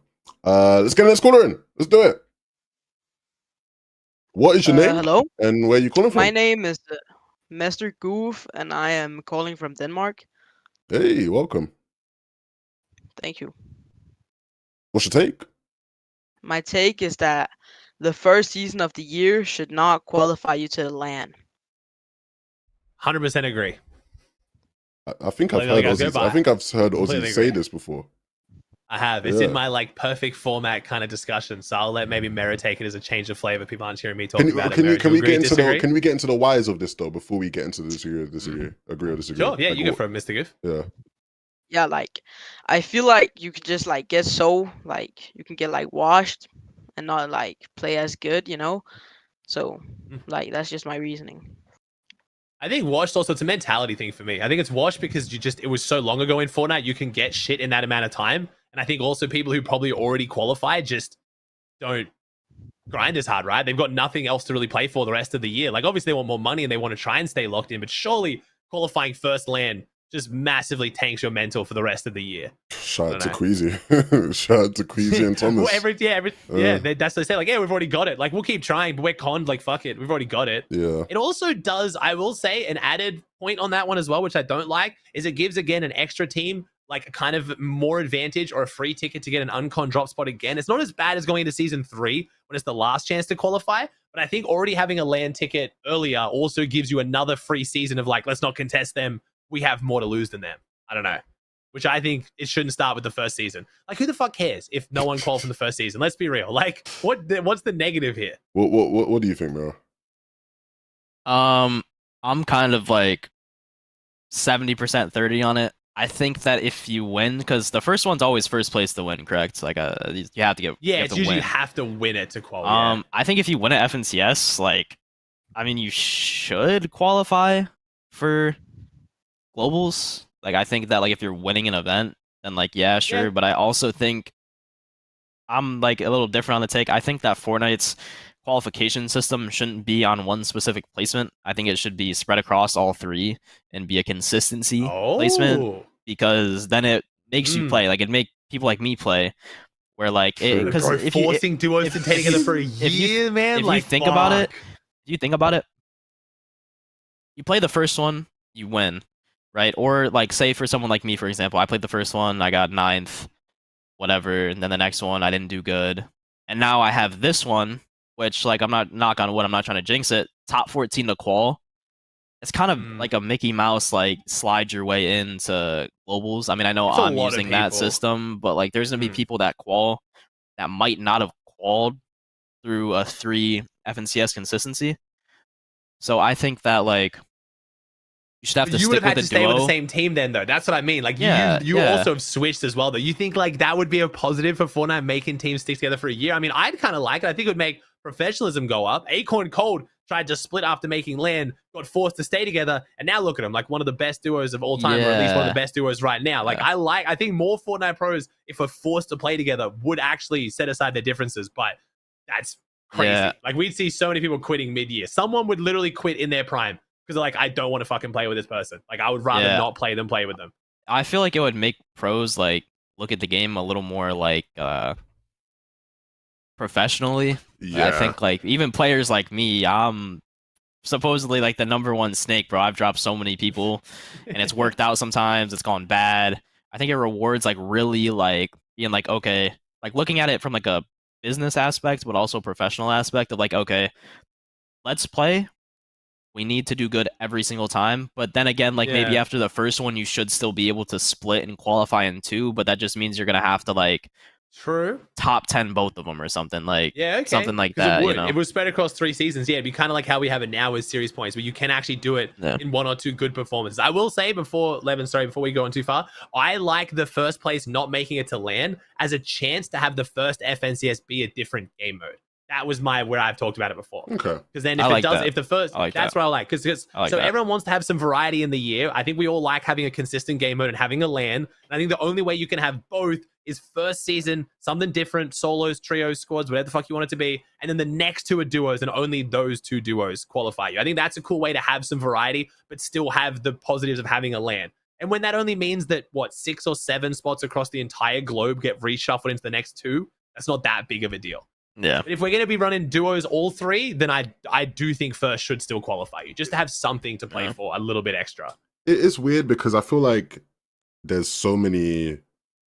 I feel like either way you go, like if you go the way of like, okay, there's no spots in that first LAN, and if you weren't, because obviously I guess if you're changing the format, it'd be different, right? But like, let's say you didn't change the format, then it'd be like really odd that we have this FNCS that like someone's qualified for, especially when there's so much variance like season to season and like meta. Like we never really talk about this as like the Fortnite community, but like some people's route to globals is just Mickey in comparison to others, and like. We never really talk about that, but like that is something that I feel like should be more of a thing that we like. This season will be for sure. If you just got a good drop with the cactus right now, and you can just trade your way to a top 14, like that's so Mickey. That's like the Mickiest qual ever. And I feel like in some ways as well, like if you just didn't get like a spot, you'd almost feel like, what was this for? I didn't even get to go to globals, and I did the same thing that they did. They just did it later in the year than me. But then if you go the other way, it can get really weird. Of like. Yeah, you talk about the problems you mentioned of like people just like getting spots more free because like there's power that comes with being like a team that's called for globals, right? It's like we all sit here and say, why would you con a team that's called for globals? Like, it doesn't make sense, right? They have nothing to lose, blah, blah, blah. They still do. We've got Acorn called triple con. Sorry, people are just fucking stupid as well. Like I feel like I talked about that so much. Like there's no way any of these teams get conned, and they're all getting conned. Like people are just fucking dumb in finals as well. Sorry, I had to kind of jump in on that. Yeah, to be fair, I also feel like they're not gonna be triple conned by Grands, or at least that will change, to be fair, with those guys in that specific situation.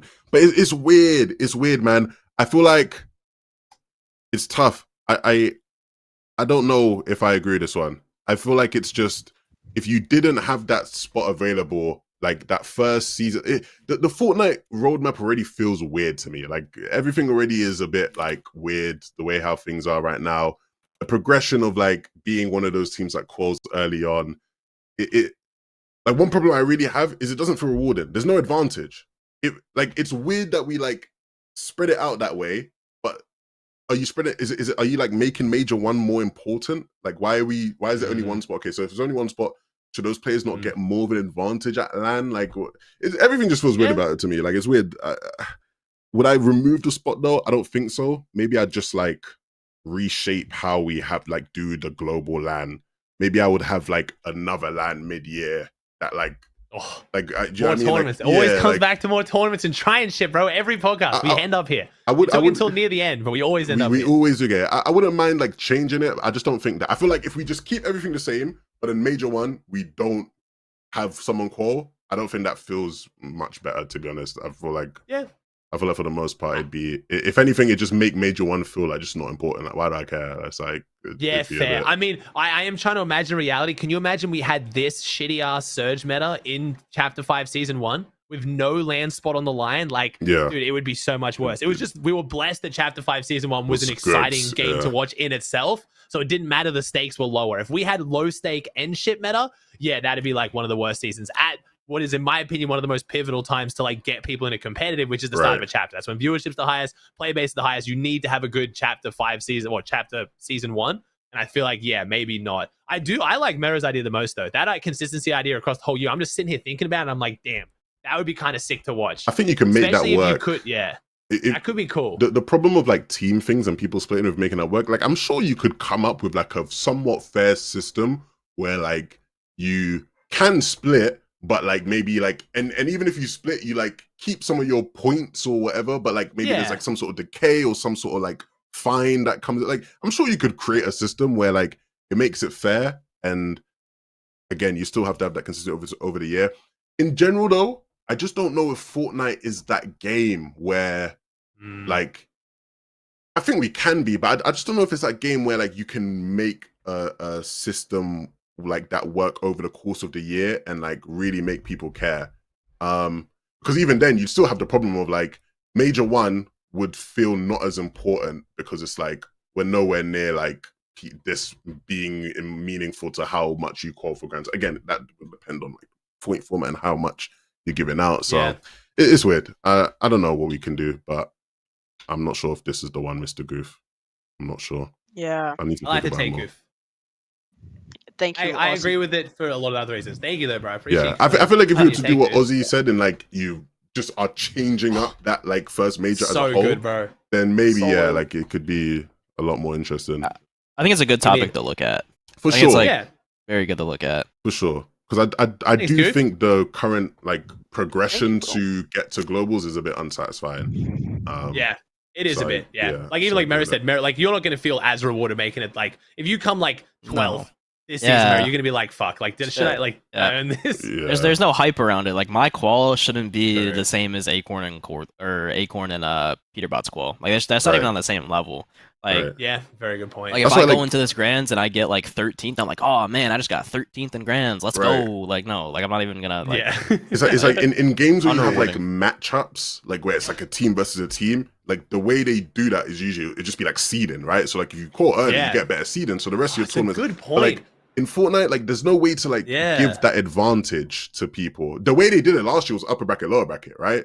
And maybe And that you'd was only have- through last chance major though. That right, wasn't even it that wasn't big even of a like deal. that. Yeah, it's like, even that was Bro, like not land that great, calls, man. but- We could do seeding with land calls. That's actually such a sick idea. Have it where, like, if you go in 14th, like, we could make it where, like, it'd be a bit hard to do, but you could make, like, 2 or 3 lobbies, and maybe for the one lobby, it's you take the first team that qualified in, like, maybe, like, chapter, season 1, whatever, who won, and then you take the 14th person from the last season. So, ideally the best and the shittiest. And then so you get, like, a lobby that is more rewarding for the better players and harder for the shittier players. That could be kind of cool. Fortnite's also hard, I think, because some seasons, like you said, just reward different players, but there's at least something. That'd be interesting. To add to that, again, I love these tangents. To add to that, Kinch had a really good idea on Fantasia. We were talking about like the Heat formats, and I brought up how you loved the old Heat format, right? When it was like A, Heat, B, C. And one thing that he said that would like you could do in terms of like ideas for giving teams advantages, Seeding. Like, in heats. well, not just that. It's like to actually give the reward. You could like have a team like start with more points. Or, like, you could do you know what I mean? So it's okay. like if you were the first seed because of how you did in the previous qualifier, like you would start with like just more points. How you then manage it, out is, like, but you could like do things like that. Like again, we just need to try things. So yeah. Anyway, thank you, Mr. Goof. Appreciate you. Thank you, Mr. Goof. Something to Yeah, try though. Yeah, definitely something to try.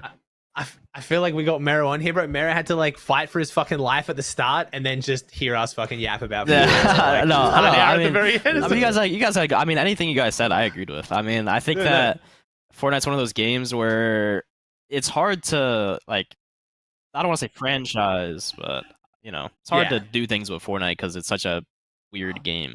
We have to lock shit in for a year. Like, and that's the thing. They try something and then it's shit. Like, even this FNCS format, right? They locked themselves into the 4 rounds or whatever. We all said we wanted set lobbies at the end of it. So they just chuck a set lobby in. But we're all sitting here being like, all these teams already fucking qualified. Like, it was the worst set lobbies ever. Like, because it's too late. Like, you're trying to shuffle once you've set a whole year ahead of time just doesn't work.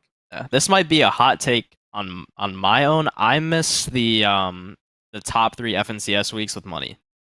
I think if you put in a top 3 FNCS week to qual Grands, a lot more people are going to take it serious. Yeah. Oh, yeah. And I think if you just add like maybe a cash cup prize pool, maybe like something. Because like I was already qualified uppers after the first week, basically.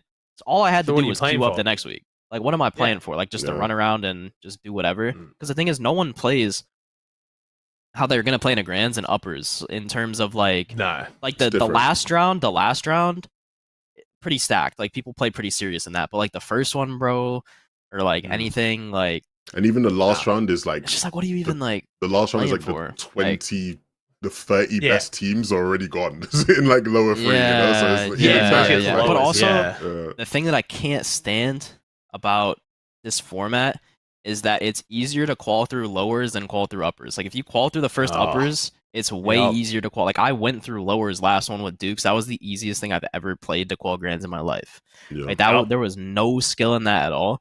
But I think if you added FNCS weeks, like say me and Pink got 4th the first one and we didn't qual Grands, I'm still sweating for that next week to try and qual Grands in a top 3. But then like just to qual on uppers, like dude, like if you like I'll say it. You don't qual uppers without things not going your way. Like, you can get unlucky and things can happen, like surge or whatever. But like those lobbies where you gotta get like what, like top 20, what was it, top 15? Like all the best teams like already 60 qualled, points. You know? You need like but 60 things like points in 3 games. Things can happen. I will say things can happen. Things happen to teams before. People haven't qualified. Things happen. Happens to the best of us in events. But I think that the whole qual format needs a huge change because it's pretty easy if you're trying. They'd also have to change. What were you gonna say? I said Epic finessed this. The reason why we took out prize money is because they added auto quals. So it's kind of dumb. If you auto qual, you can't have prizes because then you're getting punished. You're losing money by qualifying. Then they took out auto quals and then never put the fucking money back. So it's like, wait, what happened? They just like, we just got full finessed within like a year. And like no one at the first really talked about it. We're just kind of like, oh, okay, cool. So now there's no auto quals. But yeah, we're all like, wait a second, but what happened to the prize pool though? The problem as well is that like, you'd also have to change semis to like semis would have to be like harder because like in the old Heat format when it was like Heat A, B, C, D or whatever, it's like even if you're a good team, like you could get unlucky with your Heat and not qual, right? Whereas like this current format, like everybody, like if you are a player good enough to qual for Grand, you're gonna make Grand, and if you didn't, like you must have had a howl, like something crazy must happen to you for the most part. So it's like if you auto qualled in qual weeks, like you're sweating for auto qual and qual weeks more. Because it's like you get to skip semis and you know there's a chance semis you could get fucked. But it's like if you were skipping these semis, it'd be like, sure, I get to skip these semis, but it's like I would have called anyway. It's like it's not even that. It would have been easy. So yeah, you got to change it. Let's get the last caller in. We got the last caller in. Appreciate everyone hanging out so far. Be sure to check out Mero, check out Ozzy's stuff, and yeah, show love to everyone, man. This has been a fun show so far. Fun one. Last caller, what's your name and where are you calling from? So my name is Quasi8 and I'm from EU, and my take is that in a perfect world where the siphon was never removed, ranked should play like scrims and they should not be run 24/7. So this kind of needs explanation, and the explanation is from two sides. Number one, it's the player, right? You know a certain period when you can play, let's say roughly around the same time when cups happen, and you just go into the game, you press play, and you simply wait in the lobby like usual, right? So literally nothing changed. Meanwhile, on the other side, the technical side, when you ready up, it just puts everyone on a big list, and every, let's say, 30 minutes for elite and up, and every 15 minutes for everyone under, the game sorts everyone by elo, going top to bottom, and then puts 100 players into lobbies like normal, and the bottom it fills up with, I don't know, bots, for example, so it's still 100 players, and that makes it so no matter, like, if you're high enough in points, you're basically gonna play set lobbies in ranked. I mean, yeah, that's just tournaments though, isn't it? Like this is what we always get back to. Whenever people talk about doing limited time ranked, is that not just tournaments? As much as I love the enthusiasm and detail of this take, I'm gonna just say it. I think it's the worst take I've heard. Like I'm not gonna lie. I'll be honest. I'm gonna.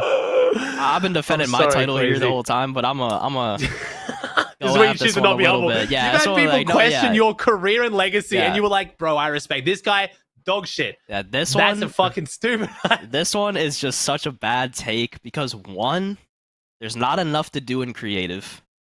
Not enough. So the people like, what would you do all day? If these are like pubs, scrims, baby. that means pubs. Like I'm playing pubs. not to mention ranked is already bad as it is. And the thing is, I like the Unreal thing. I like the like I said, I love the detail. I think this in a perfect world where comp players would take it serious. Maybe. But you have to remember the gap between an Unreal player and a comp player is like night and day. Like I could get Unreal on keyboard with my hands tied behind my back. Like it's no skill to get Unreal. No skill to get Unreal. So yeah, I do think that the rank system needs a rework, but at the same time though, like with Valorant, ranked players could actually shoot back against a pro player. In this game, there's way too many Unreal players for that to happen, but at the same time though, if there wasn't a lot of Unreal players, no lobby would get filled. Then again, you can queue Unreal right now and the lobbies don't even get filled. Like there's like I remember I think last season there was games I was playing where I'd get like 77 people in my lobby. Damn. So there's like Fortnite's just not a game where unless they go in like an Apex route where it actually takes a bit of skill, like a little bit, to get to I think it's Pred in there, Predator. Yeah. And even then Apex has so many issues with their rank system. Like we talk about Apex like having a good ranked mode, but it's like there's a coin flip. One season will be great, and then one season will be terrible, and everyone bitches. Like I got really into grinding Apex when they had one good ranked season, but then they'll have whole years of it being terrible, and it's just awful. So like, I just don't think Battle Royales can have good ranked modes, man. I've gotten to that point. I've fought this fight. I've talked about so many options. This is one of them, but then again, it just sounds like tournaments. I just think Battle Royales can't have a good ranked mode. The best thing we get is just 3-hour tournaments, and the best they're thing on almost every day anyway. I think the best thing that Fortnite could do for ranked for everybody is they need to learn how to separate ranked, scrims, and tournaments. A tournament game mode is have everything that's in the tournament, which I think we have now. The scrims, I think that's there. Yeah, we do. But they need to make arena fun. Arena needs to have like Spider-Man grapplers, this and that, and like everything to make it fun. Because I'll play arena right now, and man, is that a snooze fest? Like I'm sitting there, like there is nothing. True. Like I'd do anything else in the world than play arena. I feel like it's neither. You're right. It's not full competitive, but it's also not full casual fun. It's just kind of this shitty in between where you get none of both. Yeah, even the casuals. It's like some casuals will be like, "Oh man, I love Nitro and I love gloves." Then like other ones are like, "Man, I keep dying to these cars." And then it's like, I think they need to go in a way of like Stark season. I think Stark season, one of the most well-rounded seasons of all time. Like ranked was fun. Everyone was playing ranked. You had, like Levin said earlier, you had the one big POI that everybody landed at. But at the same time, though, it was so fun because the items that people would land, like pleasant. Like you would have fights after Stark, or you would just have everyone come to Stark. So like everyone had like this set thing. Like now, like I'm playing arena sometimes. Like I don't remember the last time I played it, but I can recall like I'll play arena, I'll land Redline. Nobody's there.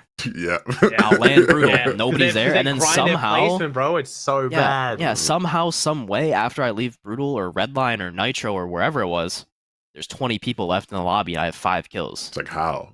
It's like how? Like where are you guys dying at? Like, where are they? Yeah. So, that's my take on it. So.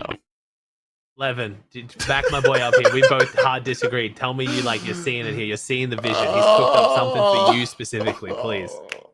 I'm feel sorry. bad when someone goes 0-3. No, he's going 0-3. Fuck. Crazy. I'm sorry, brother. I'm sorry, man. I can't back this.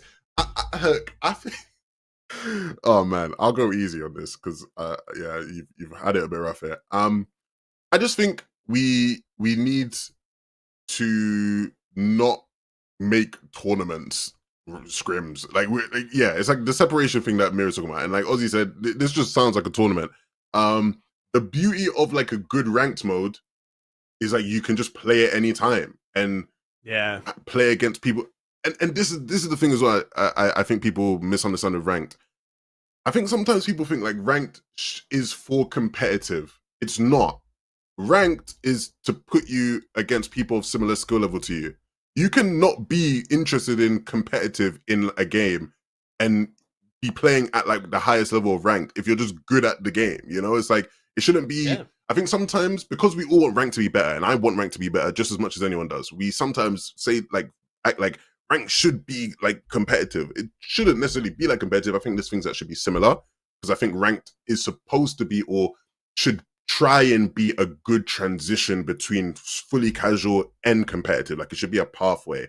And there's things you can do to make it a better pathway. But ultimately, it's like rank should be about putting the best people, the best skill against each other. It's a good point because it's also the worst with the worst. There's certain games I play that have good ranked modes, and when I first start playing the game, you find you're like, man, I'm getting fucking shit on in like pubs or whatever the game version is. Like Valorant happens a lot. Quick play, I'll find there'll be kids just smurfing, going crazy, and then I'll play comp, and I feel like I'm actually against easier opponents, but more equal to my skill level. They might not be straight droolers because I'm not very good at Val, but I'm not versing straight kids who just aren't even looking at their screen. But I'm also not versing fucking Benji Fishy at the same time. It's a bit more balanced, it's closer. So it's not always about making the opponents all better. It is just making them closer to your skill level. And the problem I don't know if is ranked actually does that. I feel like it kind of does right now. Like when I talk to my 12-year-old nephew, he loves ranked because he actually finds it hard. That's probably a good thing to get him into comp and following it a bit more and getting a good experience. Yeah, that's one thing I underrated. I think we were talking about this the other day with Quartz, who's our producer on the show. I don't know if Quartz wants to talk right now. I don't think he's ever spoken on the show.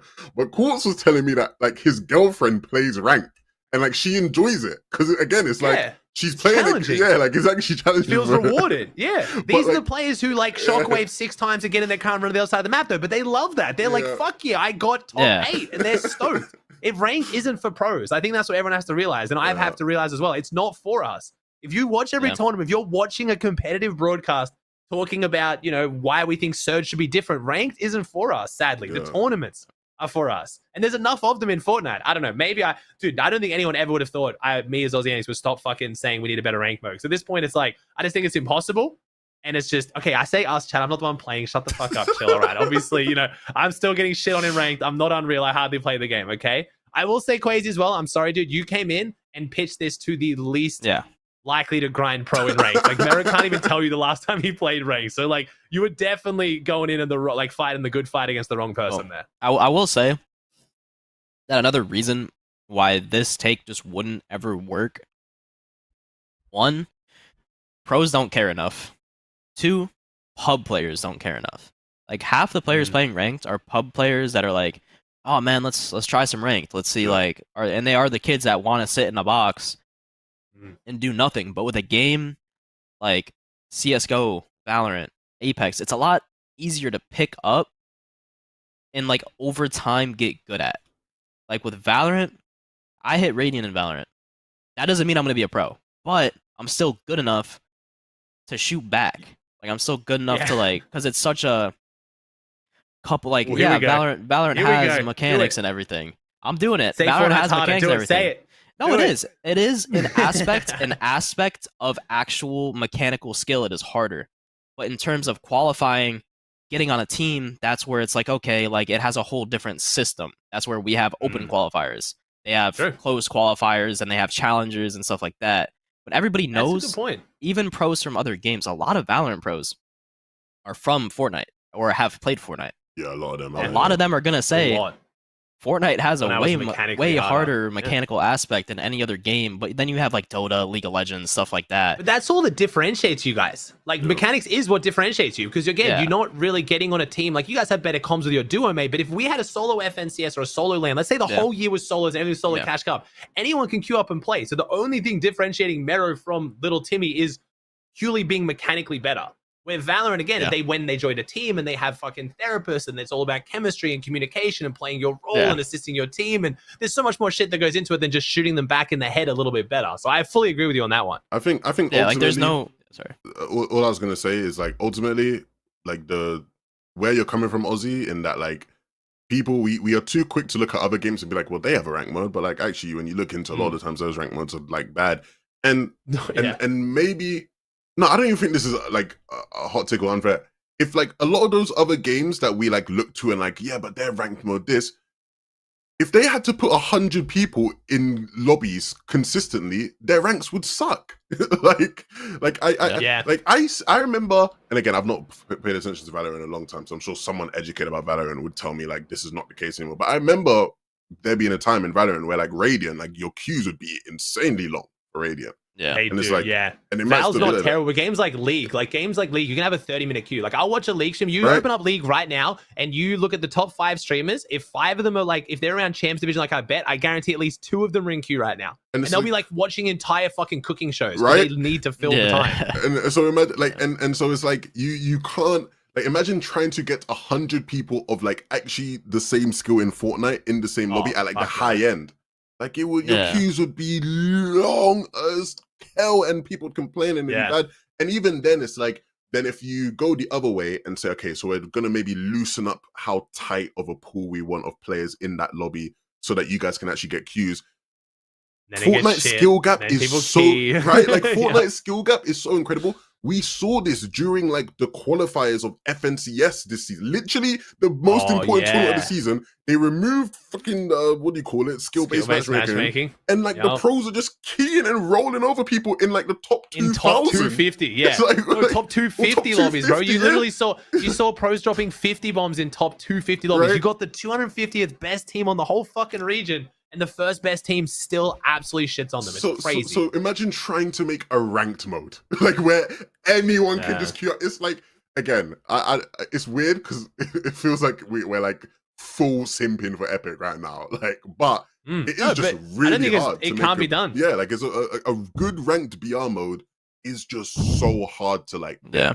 And I don't think we should be doing what you're suggesting, Crazy, because again, this is like making it too much like tournaments. And I think Mero, you said it at the start of like the last point you made, where it's like the people who play ranked because they want to get on and play. They don't have to like if they want to play tournaments, they'll play tournaments. Do you know what I mean? It's like imagine like people who play ranked, like there's so many people who just get on the game and play ranked every day, and you're like, now you tell them that no, actually you have to wait till 6 p.m. Sorry, you gotta wait till 6 p.m. and queue up. OC fucking had that, bro. We had that, man. Our player base was so shit. Even with the shitty ranked mode, they couldn't fill queues at a certain time. They had to turn off game modes until a certain time. You want to play with a duo? Sorry, you got to wait till 4 p.m. It's like, I don't know. It'd just be too hard, I think. But also, to fall back on the whole like skill gap thing, like the thing is like there's no ranked players that are as good as pros in terms of mechanical aspect. There's creative players, but at the same time, a creative player, like most creative players, I know it's kind of crazy to say, will go in game and like someone with less mechanics and like fighting ability, they're going to lose the fight. Yeah. Still, even though they look so crazy, and we've seen it time and time again, but with like Valorant and like other games where it's kind of just like even Call of Duty, for example, there's players that are good enough to drop bombs on. Like there's players in these Valorant lobbies, like I've seen it firsthand, that are dropping like even me. I've dropped like 30 plus kills in a pretty good Radiant lobby with some pros in it. But that doesn't mean I'll ever be pro. Right. Like that doesn't mean like that. Like all right, we'll take someone with like FNS for example, or Finesse, whatever, however you want to say his name. He's had performances where he's done so bad. Like he's done terrible, and then he's got memed on or whatever. But any ranked player in his shoes is going to perform even worse than him. Much worse, yeah. Much worse. But what's good about it though is like they can go in ranked, and that ranked player, that Radiant, will still be able to duel it out with him. Still be able to like kill him once, he kills him once. You know, back and forth. And even chop 30 if he like really was feeling it. But they will never be able to go into pro play and do that. But with Fortnite, pros are way too good. Like I'm telling you. Awesome. I mean, that's a no egotistical standpoint. There's no but everyone's like, why is Matos not compete? Or Raider 464. We've seen them try. Like these guys, pretty much every creative warrior you've ever thought, man, I wonder what they would be like in a tournament. They've probably tried it and just sadly didn't do that well or didn't enjoy it maybe. But like we just saw Haju make like uppers, and that was kind of cool with Al and stuff. Like Haju's doing really, really well. But at the same time, like it's not usually the same. I will say quickly, sorry, Quasi, do you have any do you want to throw in? We've just kind of shit on your take for a while now. Do you still agree with your take? Are you standing by it and we're not hitting the right points as you? Maybe we didn't get what you meant properly. Is there any like counter? No, but actually one thing I thought of, as Levin said, what if Epic did just said, fuck it, we're giving up on ranked, and that's why we have so many weird like open tournaments. Like, there's open tournaments, ranked tournaments, a bunch of tournaments. Maybe they're like, okay, you want to see proper like ranked? Here, go play this open cup where you can place with people who are like, I don't know, in the same elo. And then no one does. I can tell you, I've heard from very good sources who have had communication directly with Epic that is basically what they did. They were like, hey, let's just add these ranked cups so it's a limited time mode of ranked, and we'll see if people will play it and take it seriously, and that will be what everyone's asking for in a tournament game mode. And then now we all fucking hate it, and that has the even worse added disadvantage of the fact they won't put actual good tournaments on days with these shit tournaments. So it makes it even worse. Like it's made us go backwards. You know what's funny? So okay, again, this doesn't apply to if you're a pro player, because if you're a pro player, there'll never be a substitute for this. But if you are just like someone who plays Fortnite casually and you like ranked and maybe you play some tournaments here and there, the best time to play ranked is right before a ranked cup. Because everybody actually tries in ranked so that they get I promise the most stacked ranked games of your life are the ranked games right before a ranked cup starts, because people like are grinding to get like the rank. What is the player base on the ranked cups? Again, maybe am I just speaking for players who it's not designed for? Maybe kids actually do like wait for the ranked cup to start and get on and love that shit and like grind it out and try to get placements like the full Oatly strata. They're actually like I don't know what player base in those tournaments. I don't know what a player base is like, but like I know kids definitely play it. What happened to remember back in squads?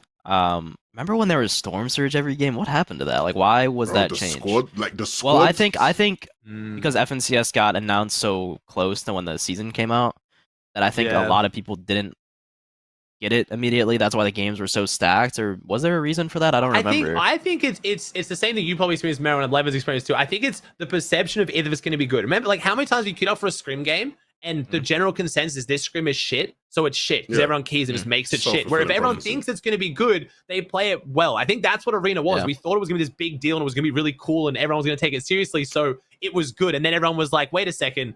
It's like the Solo Victory Cups, bro. The first Solo Victory Cups was like 1 and 2 Elim wins, pro sweating their tits off. I remember casting it being so hyped. And then like a month later, I think it was actually Booga was on the first kill. Booga's like, I'm fucking bored. I'm just going to kill people. He drops like a 25 kill win and everyone was like, oh shit, you can drop big games in Solo Victory finals. Now we have 40 bomb races. It's just as soon as people start to realize like this is kind of shit, it then becomes shit. And that's the problem. I think squads as well, like when it was like the squad arena, the queues were also so long that like people, it was like the perfect storm, but like the queues were also so long for that you got into the game and you just didn't want to die. So people like tried more. And so like they felt makes like you actual take it scrims. seriously, true. So that would maybe be a counterpoint to why like maybe long queue times aren't that bad. I feel like maybe you can only do that like at the highest There's level. an extent though. Yeah, like I mean, I just remember I remember people playing like someone said in your chat, people playing like hype cups. Like I don't like maybe I forgot, but like I remember people playing like I was playing OC hype cups to get champs for FNCS, but I'm pretty sure was that because it was changed, more time efficient than actually playing arena? Though, be honest, that you doing it like just to get there quicker. Well, I remember what changed was I think that for FNCS you had to be Unreal or champs. I think it was called back then. I think you had. It was to a be. lot higher. I think it was a lot harder to actually like. I think FNCS. Now this is where like I don't know if this would be a hot take, but I think FNCS needs to stop appealing to people who suck. But let me explain that though. I think there should be a way to get into FNCS. I think there should be people who are playing like you go open cup to open cup to open cup, and then you can play the next season's FNCS. But I think what do you have to be like? Isn't it like level 15 to play? Like you don't even something like Elite Cup, like 15 gold 2, like and you can play. Yeah, you can play like you play for a couple hours. Yeah. But I also think huge issue with cheaters as well. I think that fixes the cheater issue. I know I complain a shit ton on Twitter about cheaters and shit, but people don't realize how subtle these cheats are. Like as a pro, I can get fried in a certain way. Like just for like this is an example, and I know that this kid's probably gonna watch it. There's a kid who killed me off spawn one game, right? And I'm like, oh, 100% cheating. And I was 100 white health, 100% cheating, got banned next week. But it looked so casual that to the casual eye, no one says anything. But any pro player, you can get fried a certain way, and you just know that it's not natural. Like it's not natural. That's why I think trigger bot versus pre-fire. Yeah, like that's why I think if you made it to where you had to be Unreal, more people would play ranked, improving. Did you just smash out a free build? Yeah, I did. Yeah. improving. You smashed out a KB free build. Yeah. I heard that keyboard. I was like, oh, the brother. Yeah. All right, so fucking sick. Yeah, so you improve the queue times. More people are going to actually have to play Unreal. Yeah, it will lower the player count.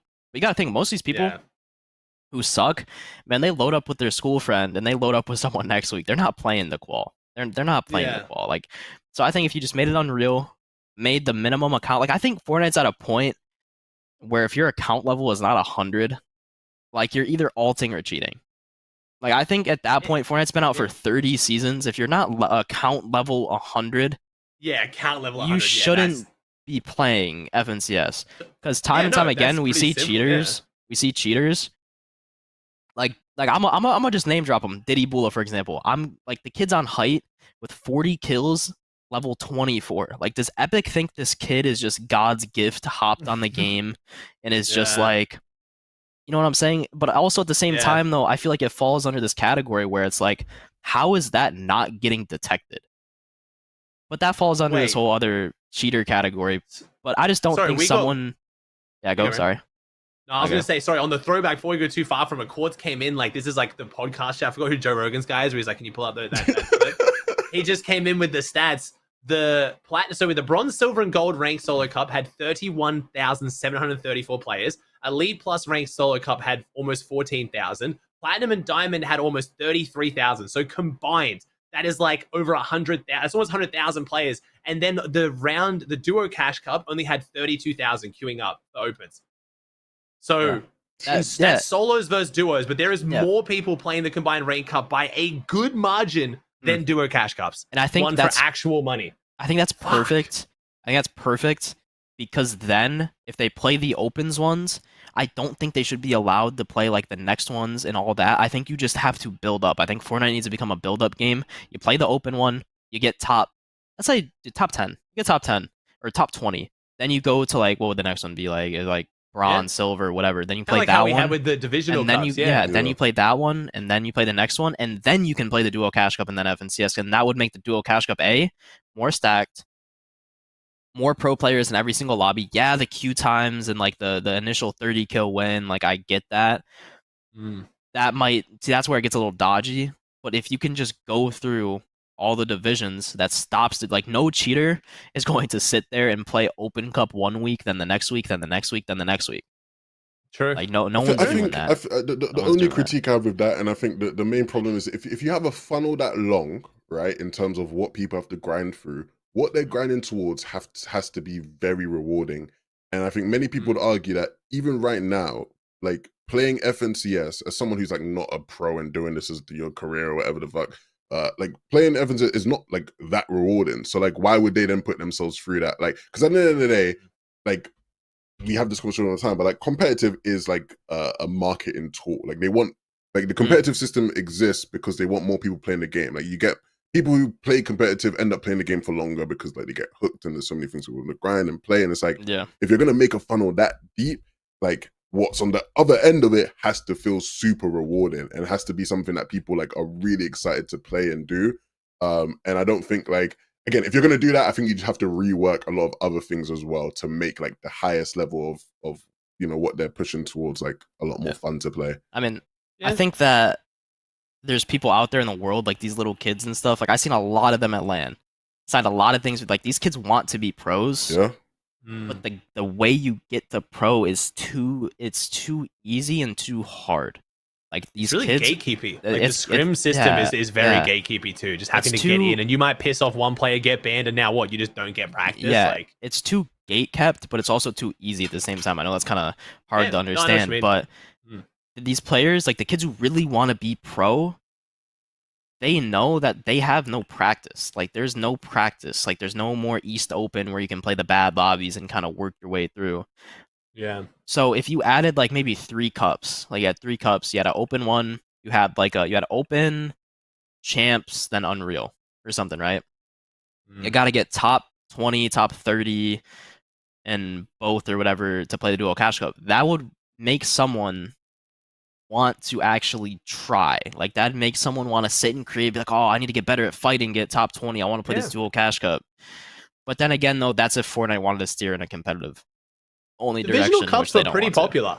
They were actually decently popular. Like people got into them and grinded them and tried to get from contender to the champions or whatever the next division was, and then elite or whatever. And people did seem to really like it. And there was a lot of satisfaction in getting to the next level. And then because there was more rounds of it and stuff, the prize pool was also really high for pros, which I feel like they liked as well. So it's hard. I think from an entertainment perspective, and I think the player base would go down if you do that, but you might have a more engaged player base. Because again, look at like a Valorant broadcast, right? Valorant tournaments, again, I know they're more competitive. It's, you know, you kind of apples and oranges here. But if you went down this route, you might not, maybe you can't play FNCS Little Timmy, but now you can watch it. You figure out what they're doing that's better than you, and you aspire to be them. So the next season you play better. And then if they went down that route, it would be risky, but there could be some pros to it. And that would then lead, you know, more casuals into following competitive because they want to improve and get into it. You don't have to play FNCS to be involved. You can just watch, and it's supposed to be like the final goal to aspire to. And you think, man, watching Mero, you know, go high ground, that was so cool. Next season, I'm going to really lock in and try harder and play in whatever the fuck we're calling this cup.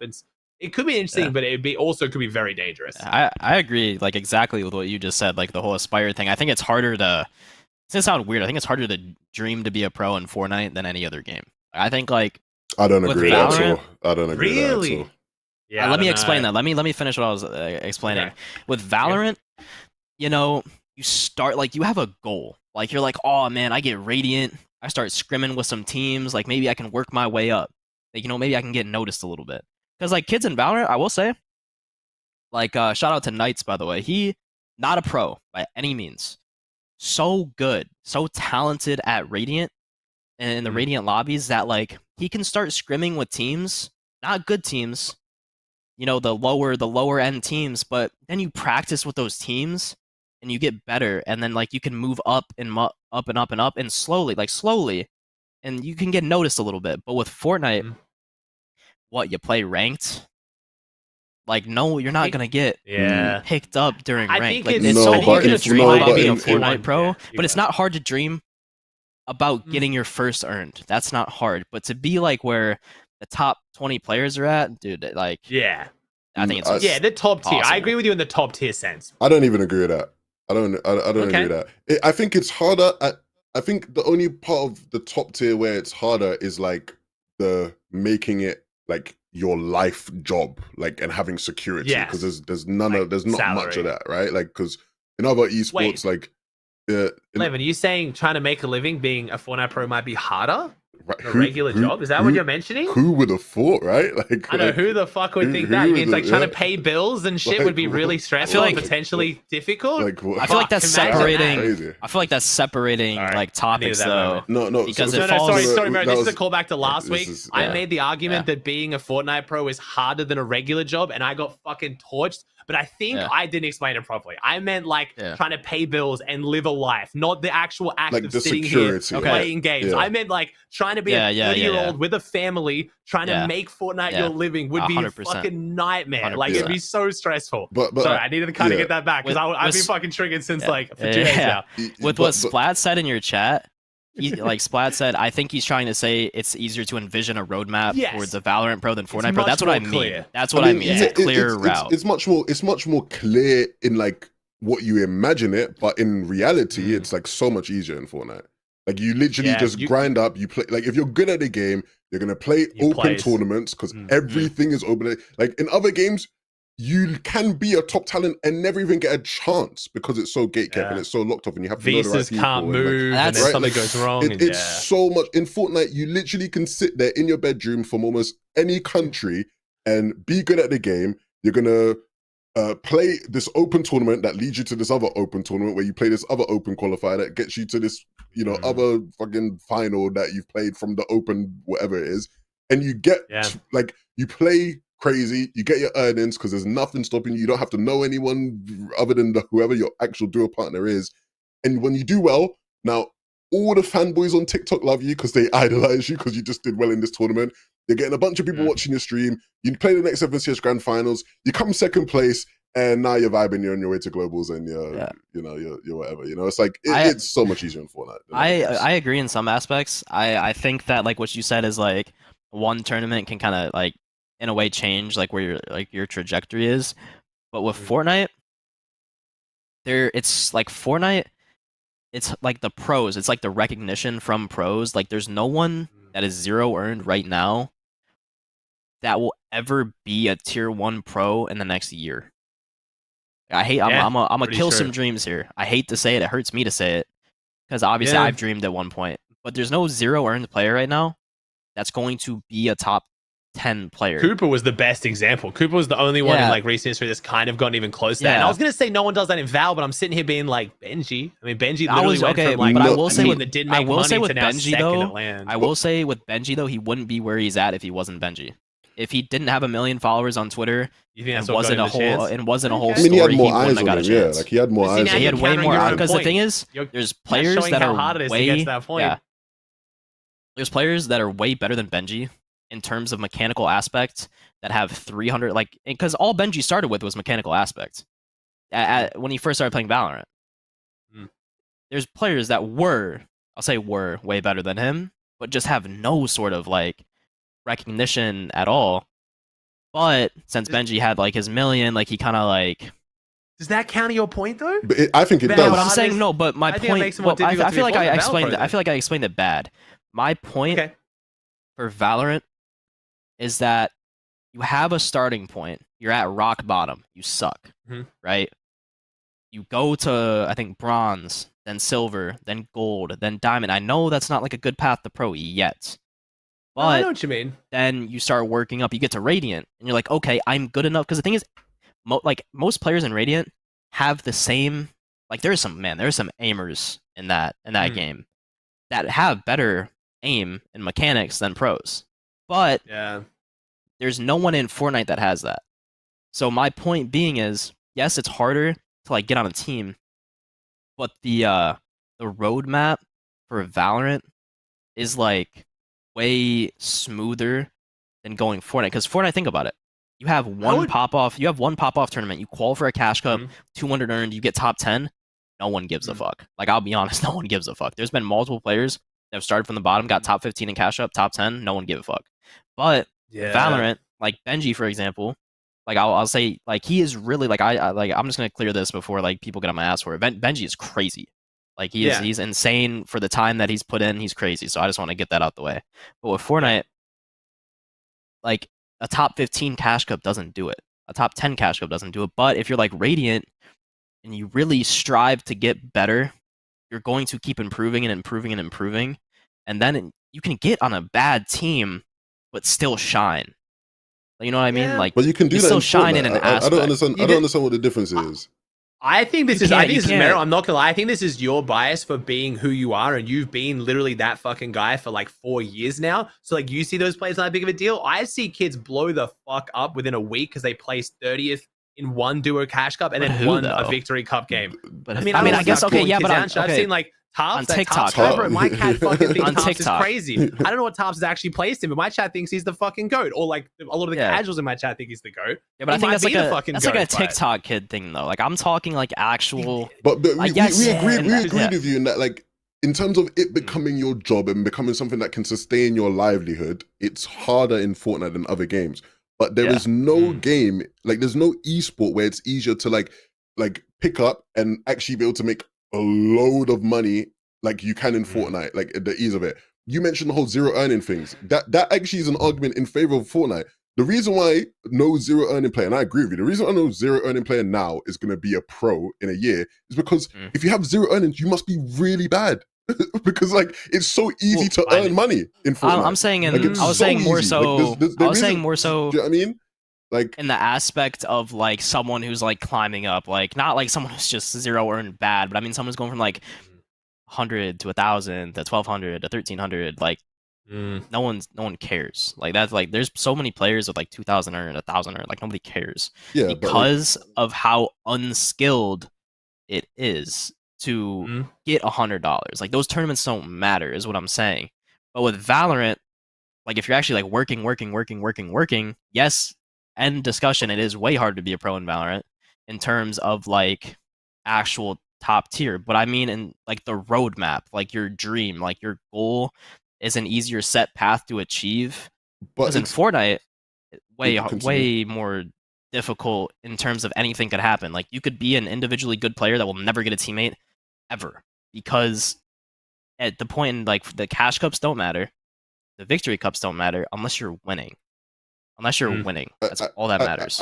We're sort of going in circles here, so I'm gonna like wrap this up. I think we're just disagreeing on like where, because I think the exact same thing applies in Valorant. Like, there are people who are in Radiant who are cracked, who are really good, and they will never get a pro chance. And there's no 100%. Whereas in Fortnite, if you were that level of player, whatever the Fortnite equivalent of that is, whether it's like placing in cash cups or whatever the fuck, like, you don't need a chance. You create your chance by just playing the next open tournament. So I don't know. Either way, I get what you mean. I get what you mean. I get what you mean. The last one, sorry. I might be missing something. I won't go back in circles. I think what I've maybe picked out as a big defining point is it's also so fucking hard to define what a pro is in Fortnite, like an actual pro. Like, is it because you made $1,000 or you made $100? But like in Val, if you make it onto the tier 2 scene, I would say you're a pro. You're signed to a team, you're boot camping with them, and then you make it a tier 1. You're obviously a pro. But in Fortnite, it's like, you know, there's people who are really good who consistently make grands, who have like $5,000. Are we now calling them a pro? Like $5,000 is a fair bit, and they keep making grands, but like, you know what I mean? I think like, I think it's a hard argument too. Yeah, I think it's a hard argument for me to explain because like the definitions of pros like kind of vary from like person to person. Yeah, I wasn't more so talking about like being a tier 1 pro.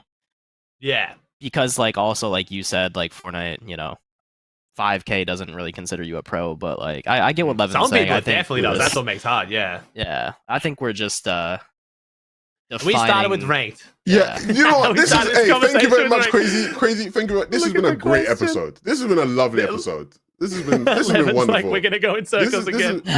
We's good. We were on our last take at like 1:40, like an hour 40 into the show. We are now 2 hours 10 minutes. We have just been there for like half an hour. 30 minutes. Yeah. So yeah, it's a good topic. The ranked into pro like progression is always one that people love. Thank you, Crazy. I appreciate it. It was a great take, bro. Yeah, thank you very much. Thanks Started for a good having discussion. Sorry you had to sit there and listen to that. You should have just left. Have you noticed that like the guy talking about it? I love that the guy talking about making ranked better and like ranked and stuff sounds fucking identical to Martos. Is that just me? Like this is definitely not Martos speaking, right? Does he not sound like Martos to anyone? Am I just me? Where are you from, Crazy? Where are you from? Oh, we lost him. He's gone. Damn it! I gotta ask him. I gotta know where Crazy's from because I swear. Wait, Crazy, where are you from? Where are you from? Crazy, where are you from? I am from Norway. No. Okay, Martos he does. He like sounds Dutch. so much like Martos. Yeah, but he sounds Martos so is much like Dutch. Martos. Come on, you got to give me this. Never mind. Maybe I'm just ignorant. It's fine. Thank you, bro. Appreciate the take. Thank you, Crazy. man. Appreciate you. Yeah, we're gonna wrap it up there. I mean, all things considered, that was a fun show. Thank you very much, Mero. That was the fun. first half I of might have that. yapped a little too much on some. We all yapped. I think this app. We but that's know the we beauty. would though, but like, yeah. I love that people go to see different side of you though, Mero as well. Because like I said this in my chat when I was like, I have Mero, and people are like, oh, Mero's like, you know, pretty chill and all, he doesn't talk much. I'm like, bro, me and Mero, like last time me and Mero had one of these conversations, it ended in so much drama because we just fucking go on the biggest tangents for like fucking hours. I was like, Mero loves having a chat. I was like, it's great. Yeah. Nah, it's been a good one, Mero. Mero. Yeah, it was fun. Love to do another one. Talk to us. Oh yeah, no, we 100% want to get like hell yeah. The one thing I'm like most interested in now in terms of the progression of the Hotline FN is like who will be the first repeat guest because we're gonna get. Oh, who's it gonna be? Someone's gonna. It'll probably be someone after they have a big performance. The LAN winner. If we've had someone and they win the LAN, I bet that's gonna be it. Yeah, probably. I think in the future, me and Cooper would be a good one to tell the story. I think Cooper both would be a good one. Maybe not now because I just yapped for an hour, but sometime in the future. Yeah. So a lot of people don't know this. Cooper was supposed to be the first guest of Hotline FN. He was supposed to do episode 1 so many times, bro. And oh my god, we've like set up to do like an ep with Cooper genuinely like 5 times now. And I would get shout Cooper out on Cooper. He's the goat. I would get Cooper would be great. He doesn't care either. He's literally said the last week. So he was bugging me, Levin. Last week he's like, bro, when am I getting on with this? I'm like, bro, I felt bad asking you because I fucked you over so many times. Like, no, bro, I want to get on, man. It's all good. I just go back to sleep. I'm like, okay, cool, chill, bro. Like, he's good to know. So chill. We'll get Cooper on. Okay, yeah, cool. Well, anyway, Mero, shout out what you're up to. But obviously, I mean, it's Grands this week, right? So you're gonna be focused on that. But is there anything you want to shout out? Anything you want to plug? No, I'm good. I mean, I'm just chilling. I'm good. I mean, you could check out the YouTube, doing more content and stuff now if anybody's interested. But that's about it. Oh fuck yeah! Of course. It's just Mero. I mean, I'm sure it's Mero. You got you just search up Mero FN. Like, who the fuck's Mero will probably pop up. Yeah. Hell yeah. Okay, we have to ask you because it's Grands this weekend. Oh yeah. What's the where you place and what's the prediction? He was so nonchalant earlier. He's gonna do it again. He's not gonna give us a number. I never give a number though. I will say that like I never give numbers. I think I believe heavily in like jinxing things and like speaking certain things in existence, and I'm not gonna give a number. I do think that knock on wood, I do think people are sleeping on me and Pink a little too heavy. Will I be seeing you and Pink at Globals? Oh, 100%. Okay. Yeah, okay. So that's not jinxing. Okay, fair. I like that. All right. See you there, mate. See you there. Yeah. Levin, I'm gonna throw a curveball. Levin, what are you doing? What are you doing the rest of the day? I'm asking you. You never get rest of the day. It's midnight, mate. So I'm gonna head to bed. But hell yeah, Grands this weekend. Really looking forward to it. I've started doing like my hardcore Grands prep, like watching teams. Oh, let's go. So it's really fun. Hell yeah. Or mid games aren't that great to watch, but for the most part, prepping is really fun. So looking forward to Coach Levin here. Coach Levin 2K. Bro. I mean, Levin 2K. No, it's not happening. It's not happening. I heard you in the call with Clicks and Venom. I mean, it's fucking Clicks. Obviously, it makes it weird anyway. But I wanted to hear some Coach Levin coming out, but you didn't really step up. And play. No, I left like after the Osborne. I left the call because I was just like, I don't want to deal with this. This is not fun. I want to deal with Clicks being weird. Shout out to Clicks. It's fair. I've been there. But yeah, me, I'm just chilling, man.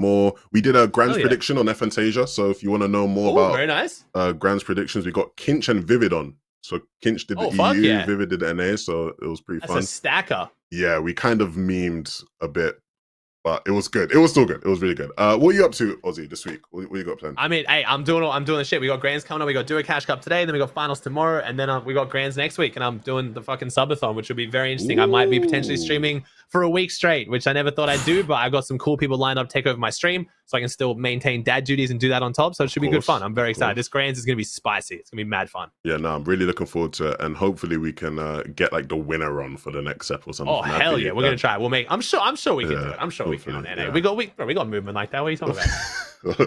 Yeah, yes we do. Yes we do. Well, if you enjoy the show and you want to get involved in the show, join the Discord. Check out the Discord. You can check out the Twitter as well, because you can send your takes in there. We'll be back next week. We're sort of sticking to this time, so if you're watching now, like this is around the time it's going to be every single week. Appreciate you all for hanging out, and yeah, we will see you next time on the hotline. Peace out. Peace.